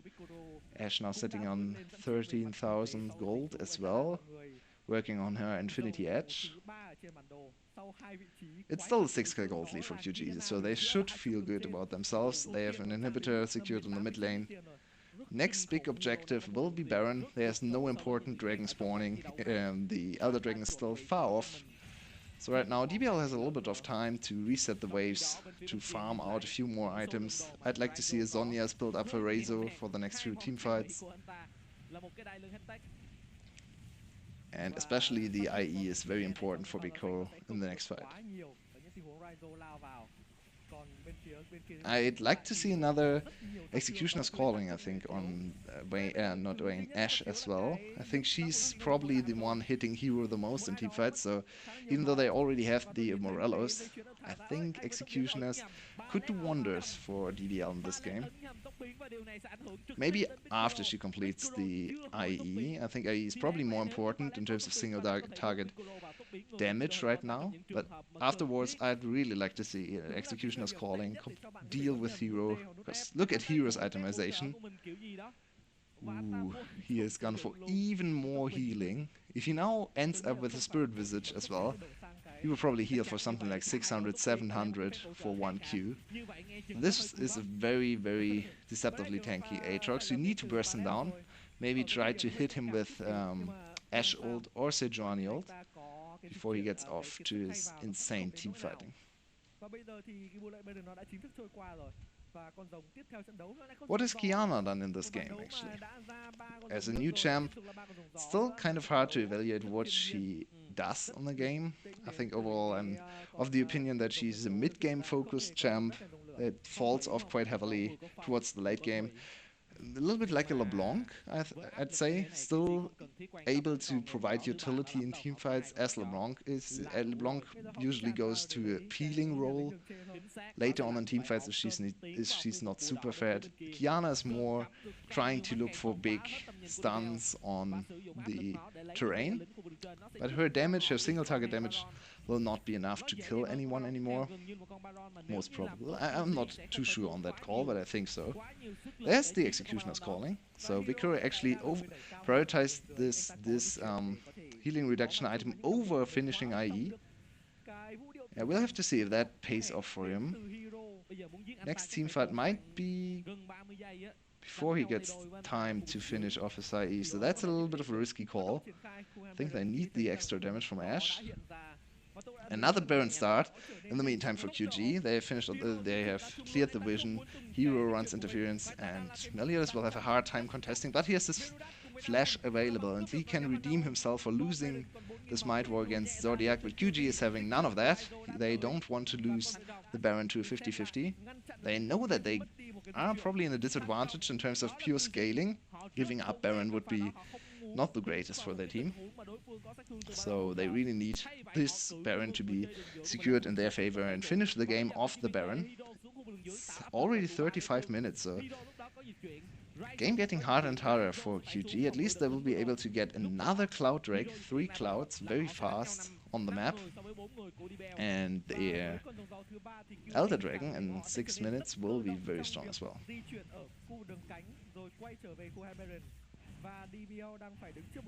That looks pretty silly, I have to say. The Aatrox against Dragon fight. Aatrox taking a lot of damage. But he can reset it immediately. Oh no, it's the TP from Zodiac, so he just wants to use the spellbook. Change perspectives, flash, that's understandable. Zodiac back on the map. 17-12 and kills, 6k gold lead, so still 10% in favor of QG. But I don't actually think the gold lead is too important right now. Most of the gold for QG sits on Hero. Another Baron start immediately, and Hero looks for the flank. He has teleported a very deep spot. His GA is back up. Meliodas gets caught as well. And now Hero has actually lost his flank positioning, and they have given up all of the Baron pressure. So losing TP on Hero and not getting anything out of there. Wow. DBL very calm. Good utilization of the vision in their favor in their own jungle. That's them a map reset, almost. They're still behind in terms of Baron vision, but no TP available for Hero, so now they don't really have to be too worried about big flanks from the Aatrox. Instead, Seal immediately re-engages, and this is very dangerous. Hero flash forward, Raze is almost dead, Palette goes down, reset for Hero. Where's Biko at? Biko in the back line tries, flash over the wall, not the greatest. Nor tries to get anything back, but his team is already gone, and he will follow 5-0 ace. In the end, QG still stronger in the team fights. Was not sure which team was still stronger, but with Hero in a very good power position, and Seal with very decisive engage on the cannon ult, with the cannon ult, I should say, utilizing his steal on the Silas. QG will win the teamfight 5-0, more heavily than I would have anticipated, and end the game at 37 minutes, a long one. But QG tie the series and are back on track to defeating DBL and tying them in the overall league as well. If they win this one, they are at 5-3, and DBL will fall to 5-3, which means QG will tie DBL for third place, kicking out Gum of playoff contention right now. Gum will have the chance to get back into the playoff race tomorrow against one of the top teams, against Flash. But we are still right in this series. DBL losing game 2, so we'll head into game 3. I have no idea who's gonna come in as a favorite. I favored DBL's comp in this one again. Was not quite as heavily in their favor in terms of scaling as in the first game. Still gave them the slight scaling advantage. But in the end, it did not pay off for them. Better coordination and good decisive engages from Seal and Hero netted QG the win. Coming into game 3, what needs to be adapted? I'm still not too keen on the Kiana, I have to say. After seeing 2 games from Genza Kiana, I think QG is actually hurting themselves picking up this new champ. They should probably go back to a little bit more of a standard mid laner, maybe something like Corki, or maybe still something that can look for plays, but has a little bit of better transition into the later stages of the game, maybe even with a little bit of side lane pressure. Irelia comes to mind if they get their hand on her. Yeah, I have to say, Kiana looked a little bit useless in both games so far.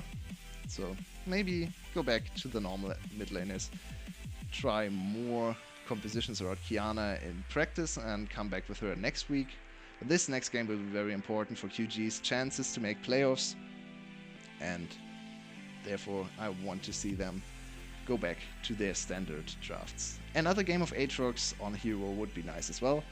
I definitely say Hero is my MVP for this game. Incredible early laning phase, and yeah, once again showing Razor that he's the better new top laner in the league.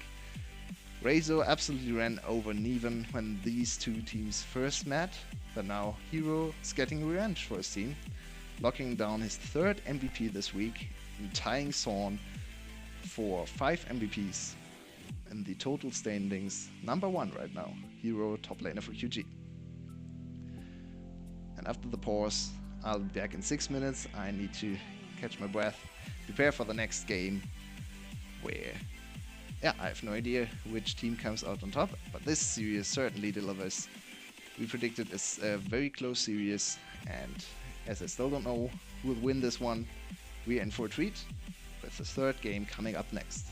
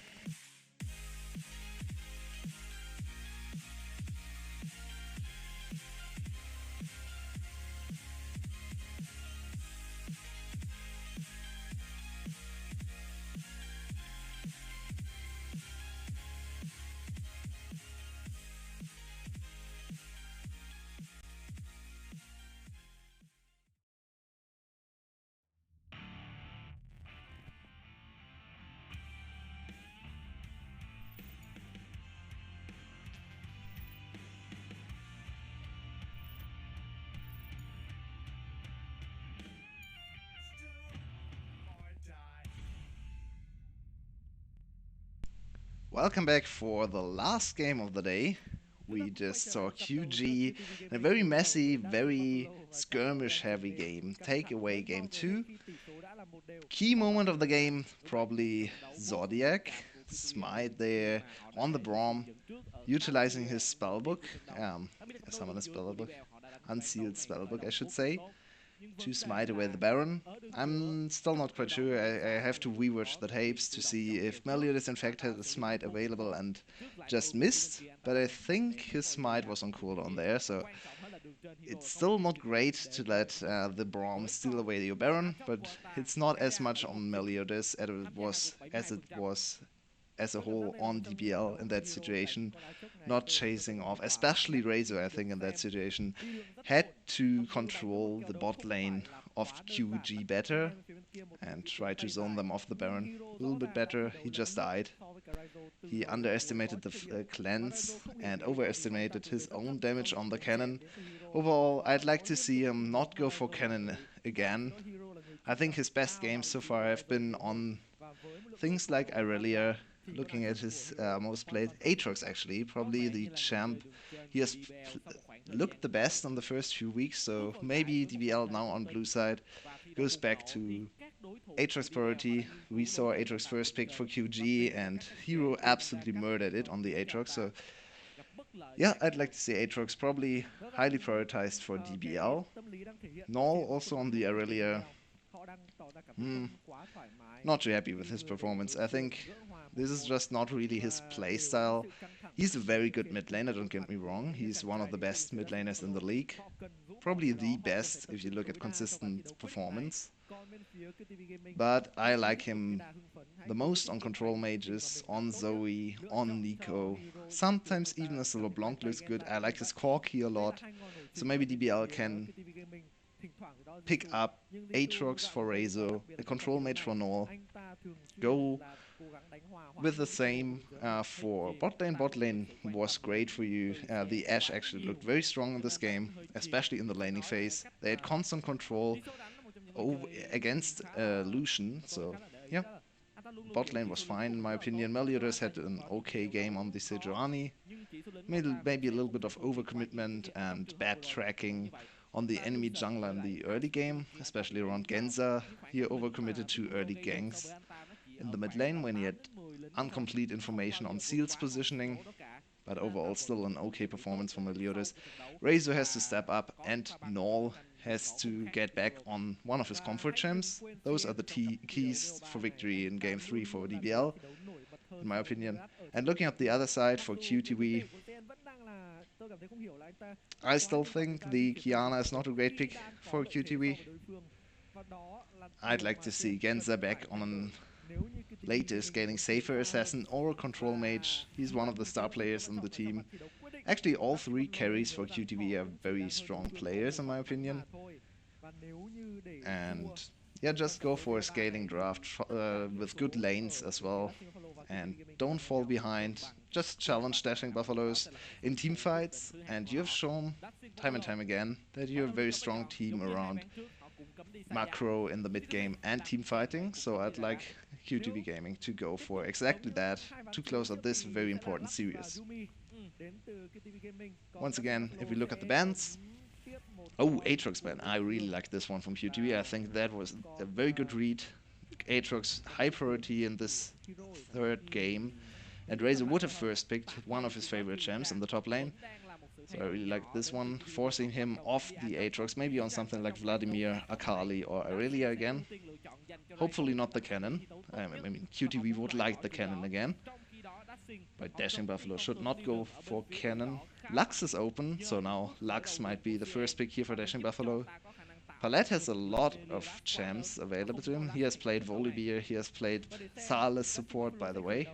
If you go back and watch a crazy game, you want to go back and watch crazy support picks, go for Palette. He always has something in store. They actually go with J4, a very strong Meliodas champ, and most of the time when Dashing Buffaloes or previously Fongwu Buffaloes have faced adversity, they go back to Meliodas Jeraphon. So I kind of understand this one. I would like to see the Lux now picked up for Zodiac. highest priority support still available, and you can okay, I guess that's okay as well. No Silas this time to counter the Sejuani. More of a standard jungle matchup. Full bot lane, maybe for dashing buffaloes now. Instead, Akali prioritized. That's probably a top lane Akali. Razor has played her before many times, and it's an okay champ for Null, but I think it's better in the hands of Razor. And now Lux finally picked up. Took a little bit too long for my liking. I think she's first pick worthy, especially with Aatrox and Yuumi banned away. Usually I'd say immediately Lux first pick is the way to go. That being said, there's still Karma available, and even though it's patch 9.13, most teams still think she's one of the strongest champ in the game. So now Karma, Irelia, Sejuani, that's already a draft I really like on the side of QTV. Very strong team fighting. You can use the Karma as a solo laner to bridge the gap between early and late game to let your ADC, your Sejuani, and even your Irelia scale into the later stages of the game, use the early damage from Karma. Ashe now banned out on the side from QTV. They didn't like what they saw in the bot lane, and I can absolutely understand that Ashe ban after what happened to Jisoo and Zodiac in lane. On the other side, more ADC focus with Lucian. Kai'Sa is still available, so I really expect her to be banned out as well. Kai'Sa would probably be the first pickup for QTB if it's still available. Kalista is banned. Sivir is still open as well. Kai'Sa or Sivir are probably the highest priority champs. I'd like to see an Asriel for dashing Buffalo, probably. More likely than on QTV's side. Asriel's banned out. That's a little bit of a curious choice.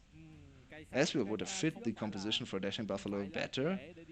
Instead, they ban out the Asriel and give over Kai'Sa for free. That's a little bit of a drafting mistake.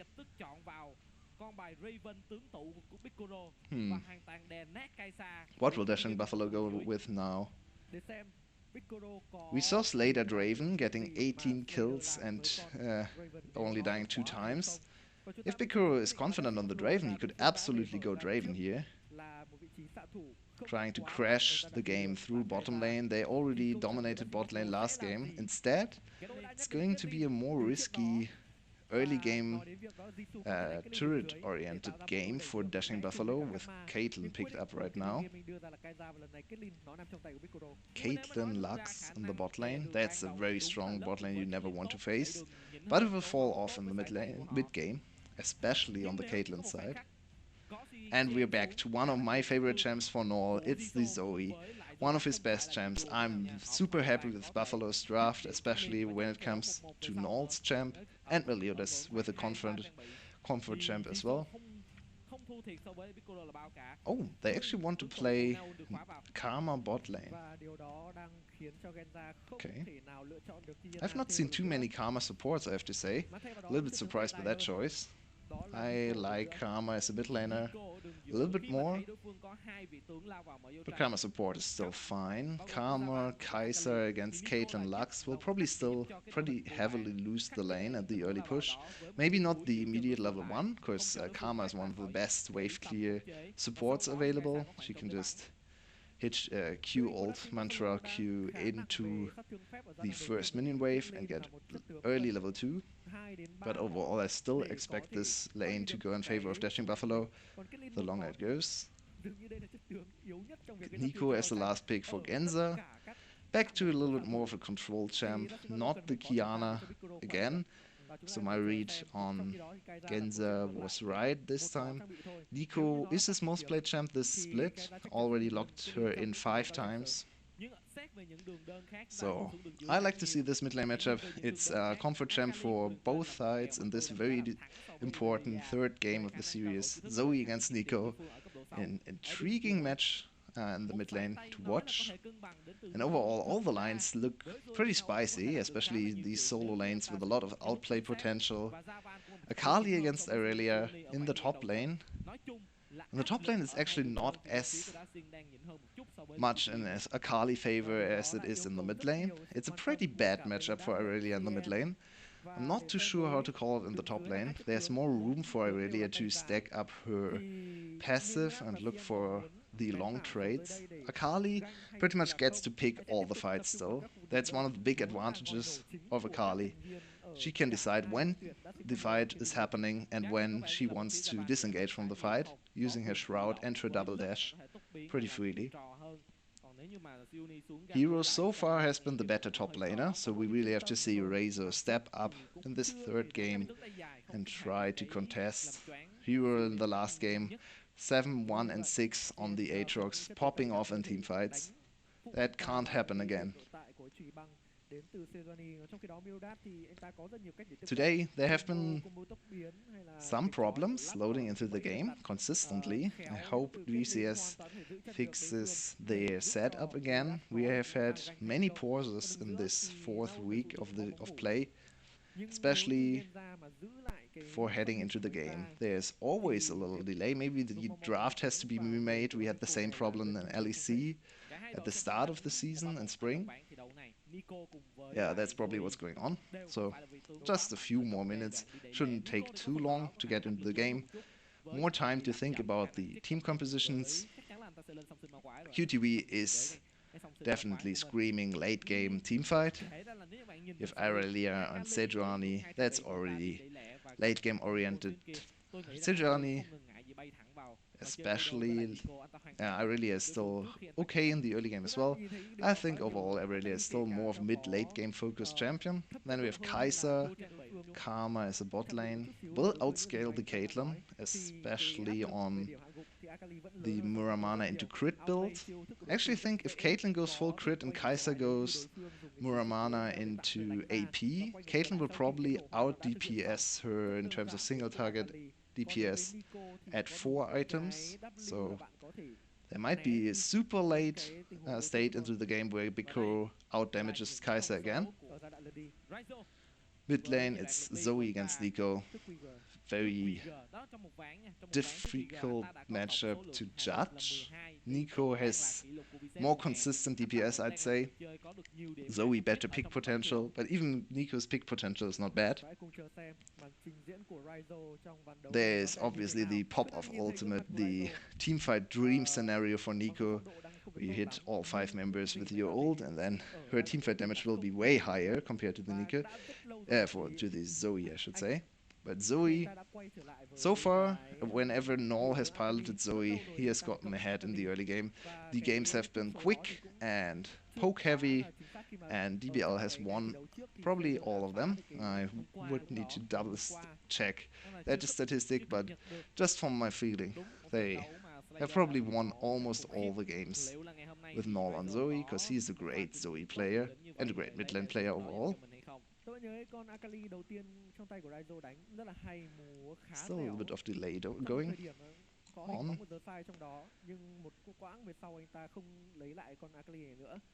QG is probably coming in a little bit more nervous than DBL. DBL has seen a lot. They've gone to Worlds.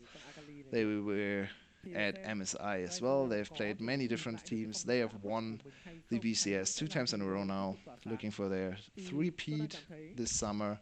So this is just another regular season game for them. If they lose, it's not great, but it's not the end of the world. On the other side, it's Q2E Gaming, a new team, just freshly promoted into the VCS, coming off a pretty good 4-3 first round robin, starting off second round robin against the big favorites in the league, against DBL. And a win here would really mean a lot to this team. And if they win today and we see GAM win tomorrow, we would have 4 teams on 5 serious victories. That would be quite a treat heading into week 5.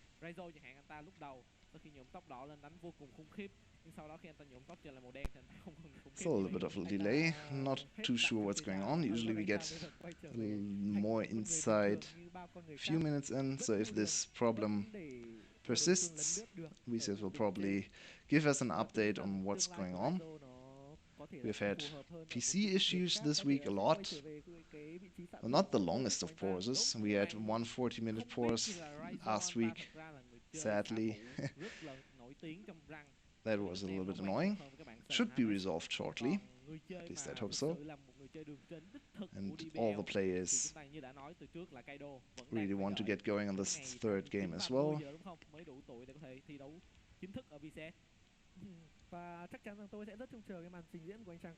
As this league is not actually starting too late, if you look at the Vietnamese time, we're starting at 4 p.m. and the second series starts at 7 p.m. So it's only 9 p.m. in Vietnam. That's not too late. The players are still probably absolutely able to play at their best. So timing-wise, it's not the worst, but they've been on stage for more than 2 hours now, so they want to get this over with. Especially QG. I mean, they have played 5-game series, especially in the promotion series against FTV, against the other teams that wanted to get into the VCS. But finally, we get to see the introduction of all the players: Jisoo, Zodiac, Sub. Oh, Seal is actually listed as a jungle sub. That's interesting. But he is the main jungler for this team. He has played almost all games. We had one series where QG experimented with different personnel. They wanted Neven back in, maybe for his shot calling. He played 2 games of jungle and 1 game back in the top lane.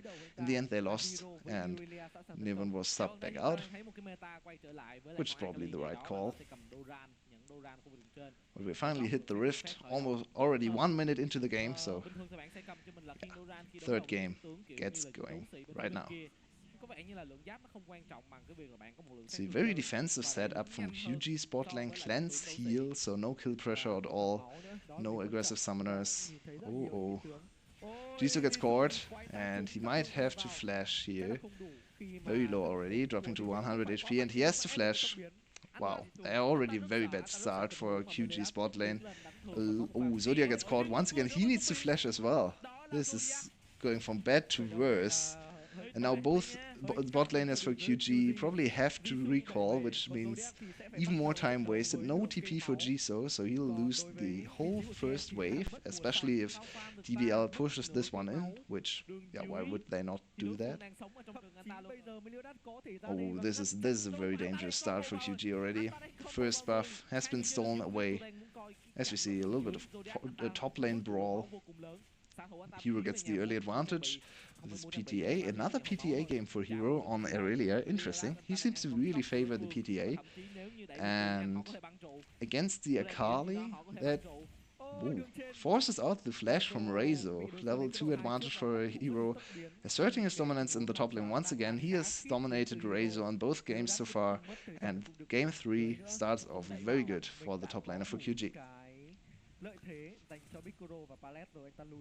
Yeah, going back to the rune choice, PTA on Aurelia, not seen too often, but I think this one is just to be able to win in short trades as well as in long trades, because long trades against the Akali, Aurelia will probably win anyway, especially if Akali doesn't go for Conqueror.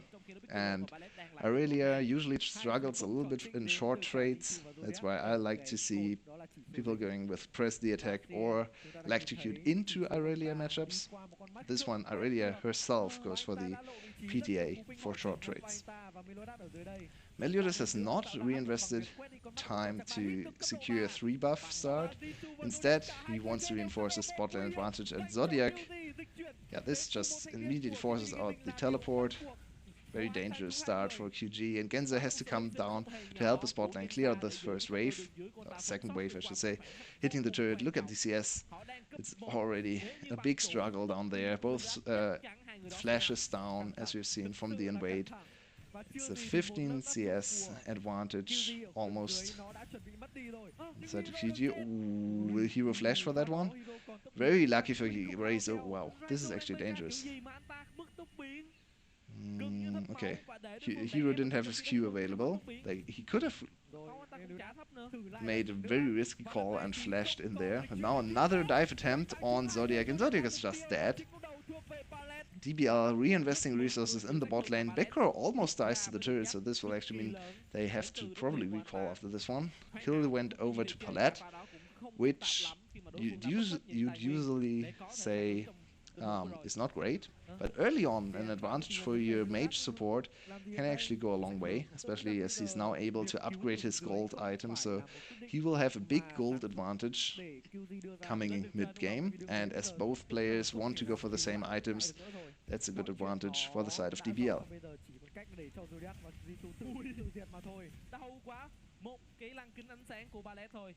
Bot lane is constant action. Biko has been able to teleport back to lane, and I'm a little bit confused by his item build. Looks like he wants to go for Kai'Sa items, but the mana rack is just for a very valuable early mana item, because Caitlyn is the notorious you have no mana champion, as we all know, and she uses a lot of abilities in the lane, so early mana rack can go a long way for her. This will not be Muramana. At least I don't expect it to be. I've never seen a Muramana Caitlyn. I think this is just for lane. Jisoo finally gets to port back, but yeah, he is already fallen behind. It's almost 20 CS, yeah, it's more than 20 CS actually now. And loses another wave to the turret. Second plating will probably go down as well. No, Asil is here to save the day, but Zodiac is just dead.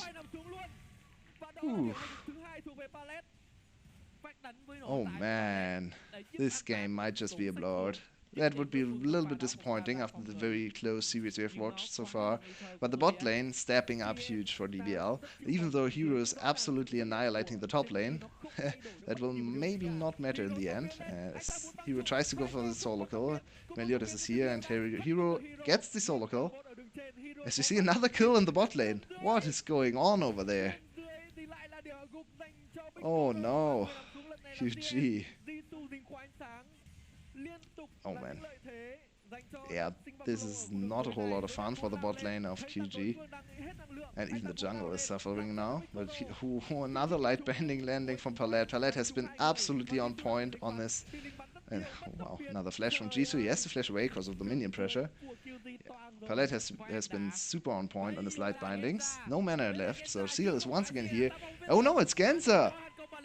Oh, nicely done. Genza might go for a double kill. This should be easy. He has to flash out though. Oh, Zodiac. Oh, that was a big mistake from Zodiac. Stepping into turret aggro.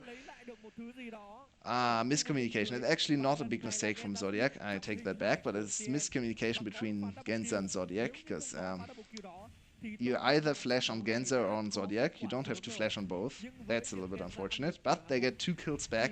And Genza, with really big play, fooled the bot lane and myself there. Because he disguised a seal and already had his ult available. Actually didn't use the normal Liko ult disguise mechanic where you can hide the ult animation. Went for a very straightforward telegraphed ult later on. Was able to lock down the kill anyway. Bot lane is still a big advantage for QG, and now with the kills for Genza, they might have a chance in this game. It's still very hard because the bot lane is atrocious. No items at all for Jisoo. And he is now also going for the low value Kai'Sa build. That means, he's probably then transitioning into the crit build, which I like into Caitlyn, because you need to out-damage her in teamfights. I still think I'm not too sure on the pickup of the kill chart thingy, the attack speed chart. Extra damage is a little bit better for early game compared to the straight AD from Muramana components. And mana tier obviously is not doing too much for you. Wow, this might just be another solo. Hero is absolutely murdering Razor. Razor once again looking very rough on the Akali. I have no idea what happened to Razor. Maybe it's just confidence really. Because his first 2 weeks have looked super good, and now, since getting stomped at Rift Rivals, he has looked very off in the league as well. It's very sad to see. He was the rising star of the first 2 weeks. We thought DBL found a perfect replacement for star player Zeros. But right now, Razor's actually losing almost every lane. He lost lane to Rika yesterday. And today Hero definitely has this number. That being said, DBL still in a big advantage. Caitlyn 20 CS up, mid lane is 10 CS ahead as well, Null usually 10 CS up on every matchup, and once again that holds true today. To be fair to Genza, he roamed away, so gave up probably 1 or 2 minion waves here. As Null has to cleanse, but no big worries for him. He gets to use his RNG luck on the redemption and topped off again.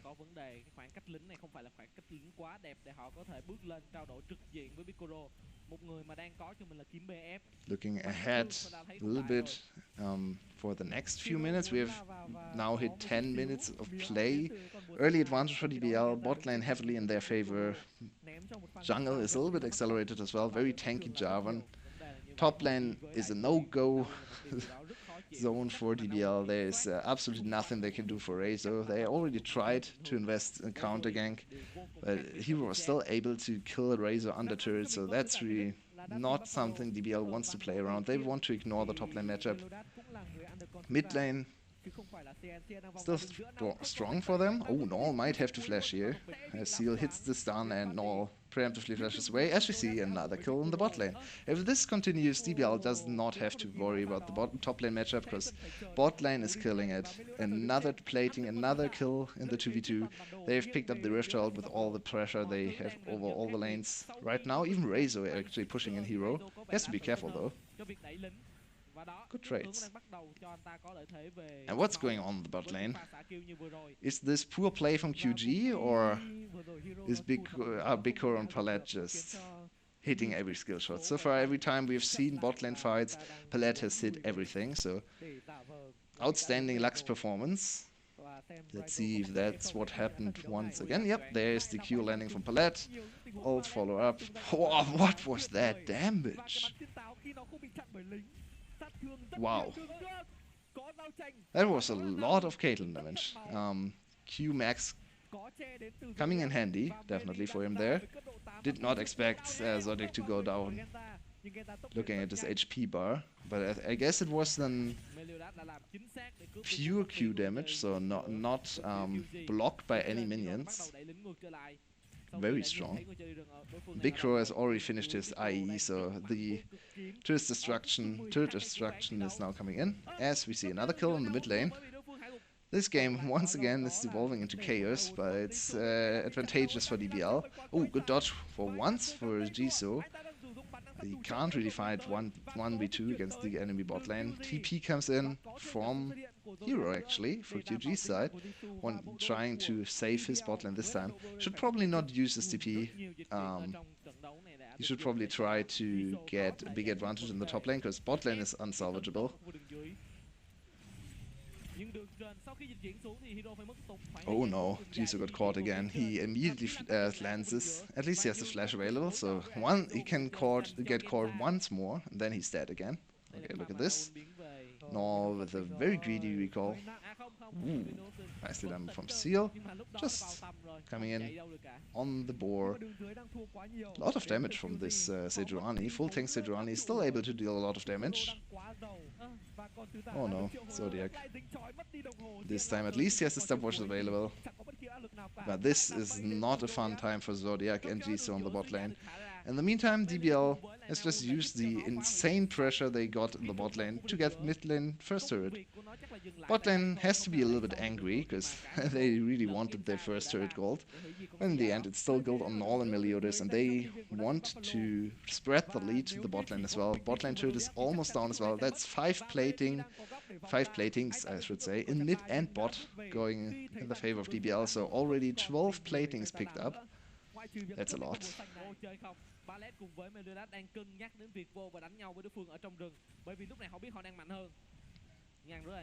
Yeah, QG struggling to find anything in this game.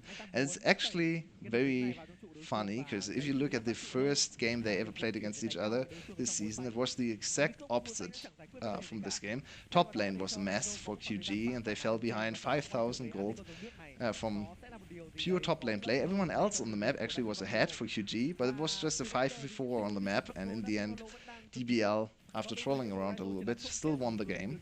This time around, top lane is actually doing absolutely fine for QG, more than fine, I should say.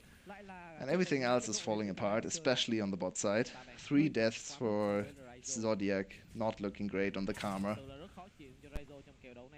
And in the end, the pick and ban strategy for DBL, I was questioning the Ezreal ban. I thought Ezreal would fit their composition really well, and I was really confused that they didn't ban out the Kai'Sa, but I think they anticipated the Kai'Sa pick, as probably everyone did, and wanted to counter with a very strong early game-oriented bot lane, and that plan has really paid off for them.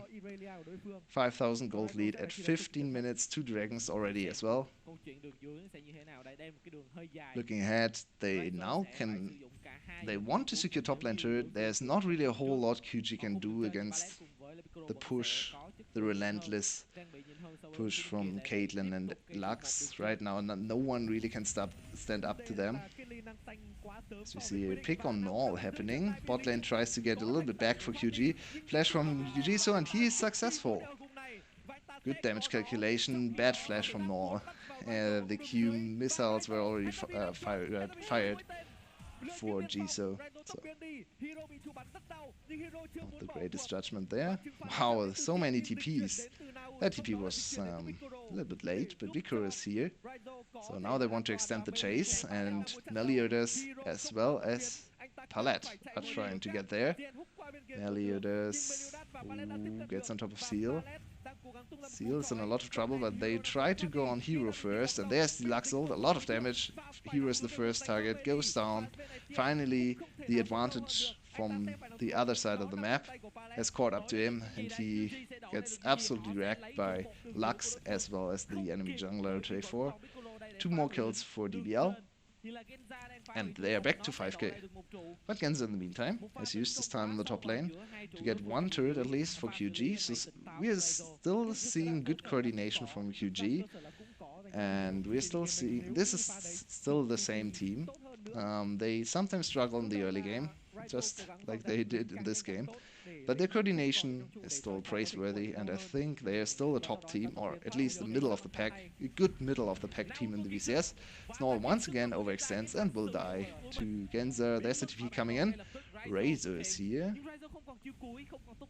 Oh, 3 more people from DBL. DBL wants to pick every fight they can get. Oh no, Genza might be caught out here. Genza thought he was safe, but there was a ward in the bush, and he goes down.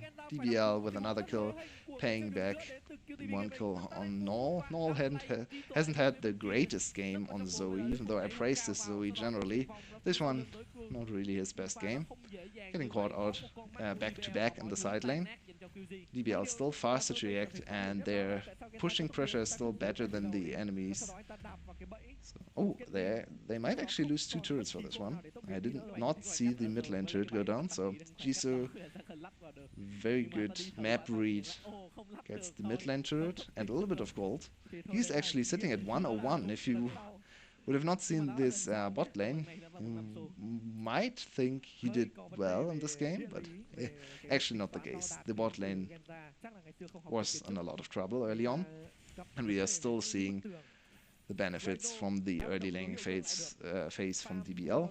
5k gold is still relevant right now. With a very weird Lux build coming in from Palette. That's Athene's. No, not Athene's. That's a Mikhail's first. Okay.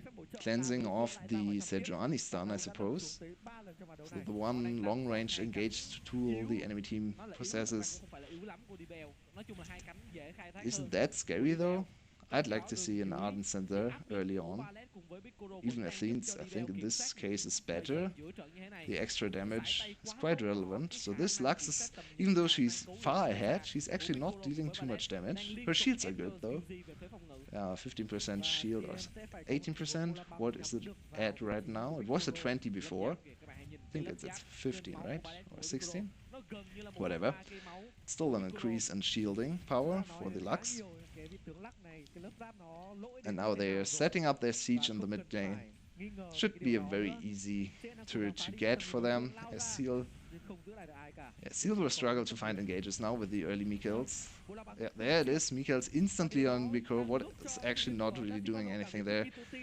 I mean, the Mikhails is to cleanse off the Sejuani stun, so if Sejuani misses a stun, I guess Mikhails doesn't really have a purpose anymore, so just use it anyway. That was what Palette was thinking there. Stun didn't hit. At least it cleansed off the slow. So Caitlyn was able to freely move around. Another Ocean Drake. Ocean Drake is a very good one for the sieging power for DBL. I would like a Mountain Drake. They would like more than one Mountain Drake actually. Their Baron is not great on this team composition. Caitlyn is okay against Baron, especially on three or more items. Mid-game Barons are a little bit of a struggle because of her low attack speed. But her headshots against Baron are actually quite effective, so I take that back. I think their Baron is okay. It's normal. Not great, not super bad. They have Lux, and Lux is very good at Baron. Lux is probably the best support, together with, if you want to play Sona support or Taric support. Those are the best Baron taking supports, because Lux can shield forever in the Dragon Pit, basically. No one will ever take damage from the Baron if Lux is positioning well, and her teammates are not trolling, dodging her W. 20 minutes have hit. The game has slowed down considerably. QG has had a little bit of time to get back into the game, especially Jisoo has been able to pick up a few CS, still working on a second item, and he still needs a lot of time to outscale the Caitlyn. Caitlyn from ahead does not really experience the big mid lane trough that she normally does, so this Caitlyn is still stronger. A lot of range, a lot of crit, not the greatest DPS.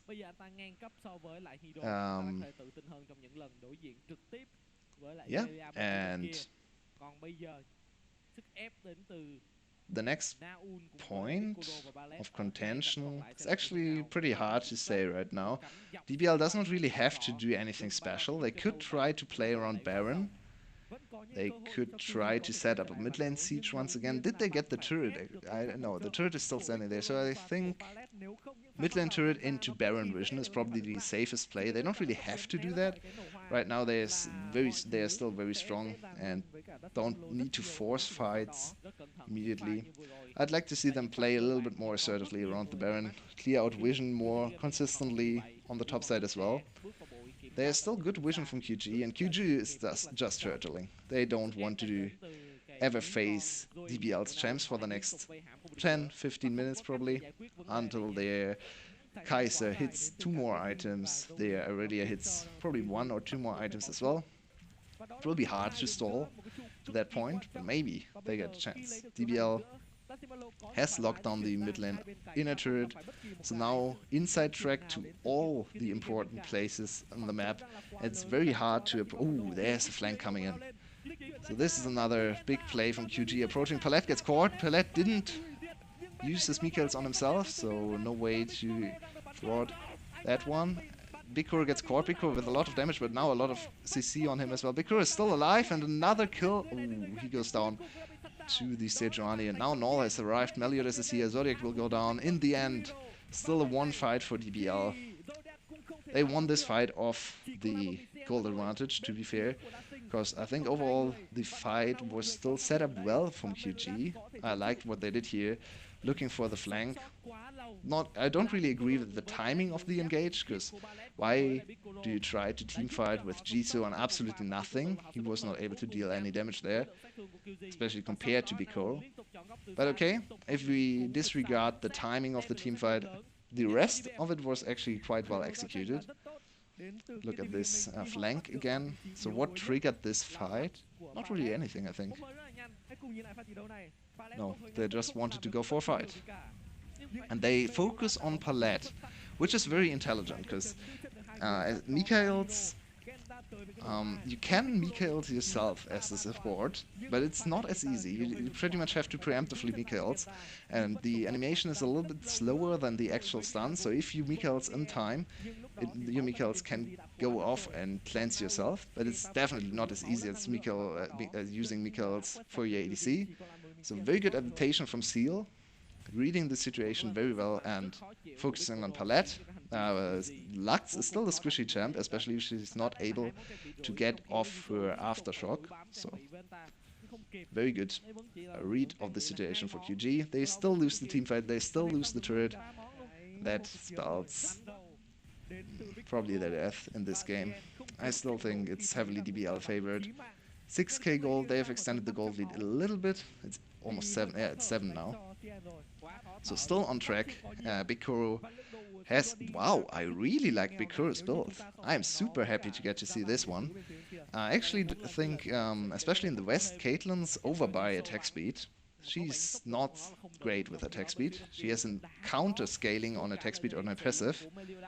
So buying more pure AD and crit is very good on Caitlyn.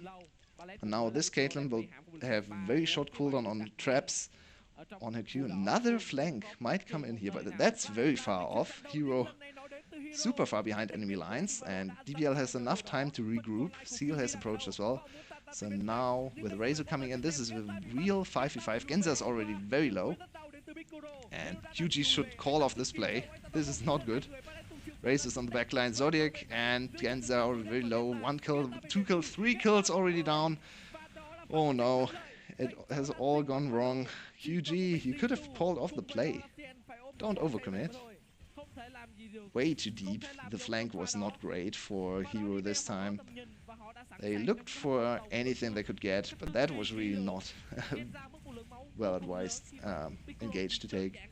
So in the end, DBL doesn't really have to do the Baron. Baron was a struggle for them in the last game. This game, QG just gifts them the first inhibitor. So now DBL in an even more powerful position for the rest of the game, and I think we probably only will get to see 4 more minutes in this game. Should be very easy to close out from here out. They have Baron control already. A little bit of a fight from QG for a little bit of vision.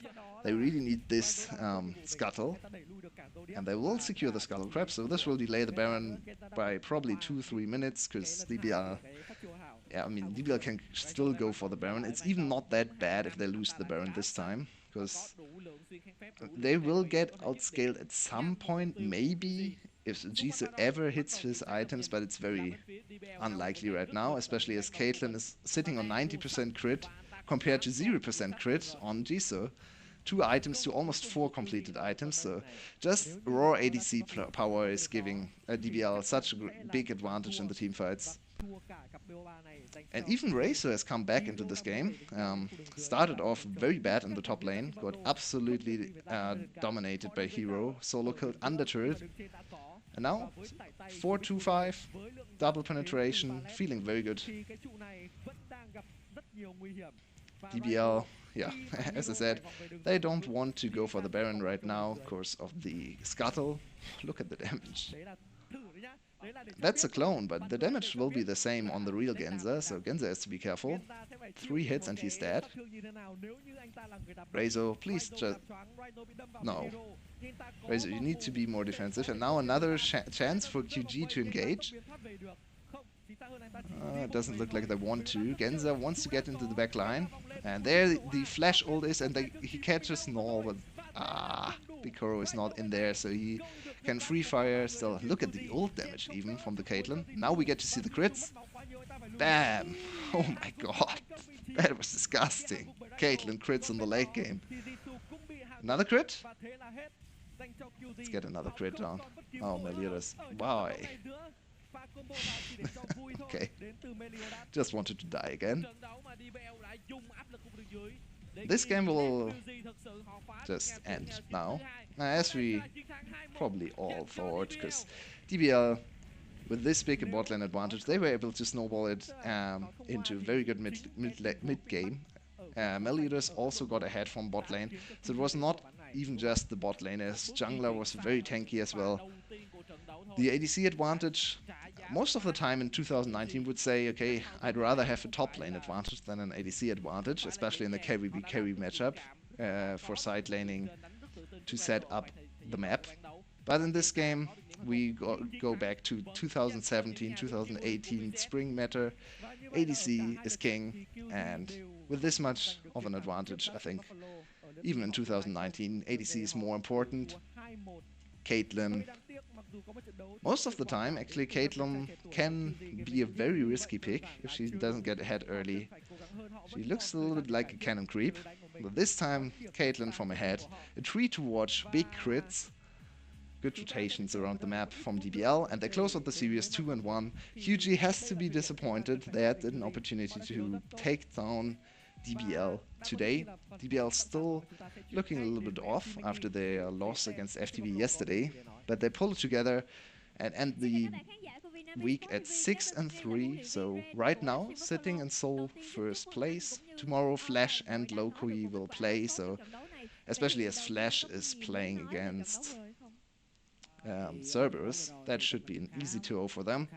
They can catch back up with DBL and overtake them in terms of game score, especially as DBL once again has given up one game, so their game score is suffering.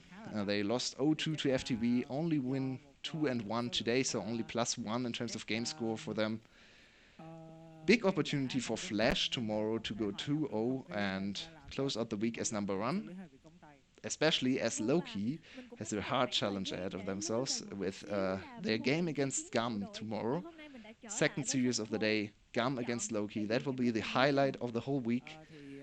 Will Gam be able to tie Loki at 5 wins, or will Loki be able to tie Flash and DBL at 6 wins?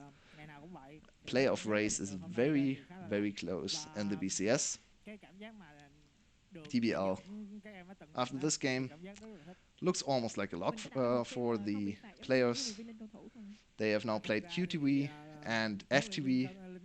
No, FTV actually was the last game from round 1 robin. This is the first game of the second round robin. So QTV, their first victory 2-0 in the head-to-head against QTV.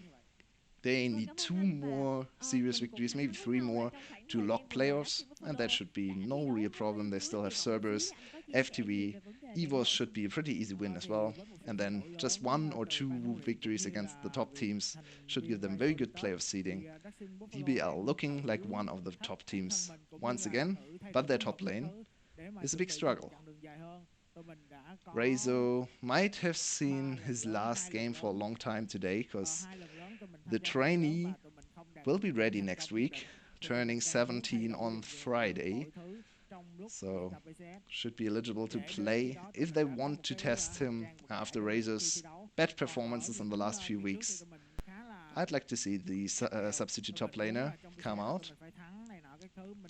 Maybe Rezo gets another chance. Yeah, looking at the schedule for next week. Oh, it's not out yet, so I can't actually look at the games for DBL and see when their next series will be played. Maybe someone in chat knows. Oh, the VCS games are from Thursday to Sunday. We have 4 games of play every week. A lot of games. It's basically the same as the LCK, I think, just 1 hour later. We start our first series of the day at 4 p.m. Vietnamese time, that is 11 a.m. in Central European time, and I think it's something like 7 p.m. Australian time, East Coast Australian time, probably 2 a.m. in Pacific time or something like that. And the next one is 3 hours later. It's 2 best of 3s a day and 8 best of 3s a week. That's the usual schedule, and so far we have been working with that schedule all the time. I need to lock the last MVP for this game. It's definitely going to one of the bot laners. Bikoro had a great Caitlyn performance, but I actually want to give it over to Palette. His accuracy on the Q on Lux was insane. I think his item build was a little bit questionable, and he got caught once on the turret, so a few misplays. But he landed so many great light bindings in the early game, and even though he messed up a little bit later on, the light bindings were still what gave DBL the insane advantage. So yeah, I'll lock it down for Palette here. Third MVP on our stream, tying up with Bikoro. So both of the bot laners for DBL looking good in the MVP department. And this will be it for week 4, day 3 of VCS. We'll be back tomorrow, hopefully, with my co-caster joining me once again. He's out sick for this series, but he probably will be back tomorrow after he recuperated a little bit with a night of sleep. And the series tomorrow will be Flash against Cerberus. For the first one, that will probably blow out for Flash. Maybe Cerberus can surprise us, but so far Cerberus has looked like the dead last team they are. And Flash will probably come away with a pretty easy victory. Flash actually one of the best mid-game teams, and their games are pretty short, so still an interesting watch in my opinion. And then the highlight of the week, Gum against Loki. Can Gum recover? Can they come back in? Bikoro gets another MVP. That's fair. He had a good game.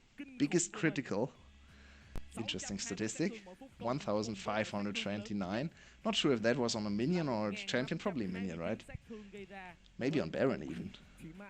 Yeah, great Caitlyn performance. I still want to give a lot of love to the Lux play. I think we have seen many good Lux plays in the VCS, especially on players like Slay. Now Palette joins in, and DBL comes away with the victory. To come back to tomorrow's games, Gum against Loki. I'm really hyped for that series. I think that should be a treat to watch. Loki lost against QG on Thursday, surprisingly. They had the opportunity to lock first place, but they lost in 0-2 fashion, looking pretty weak. And Gum also lost this week, 1-2. And they played Zeros. After Yoshino's great performance in the top lane, they still subbed him out and put Zeros back in. I'm not sure if Zeros is playing tomorrow, we'll have to see. And I'd like to see Yoshino again, because he's one of my favorites players after seeing him play in the split. So far, he has been super great in the top lane. Intriguing games to watch tomorrow. Thank you all for joining me today, and see you tomorrow.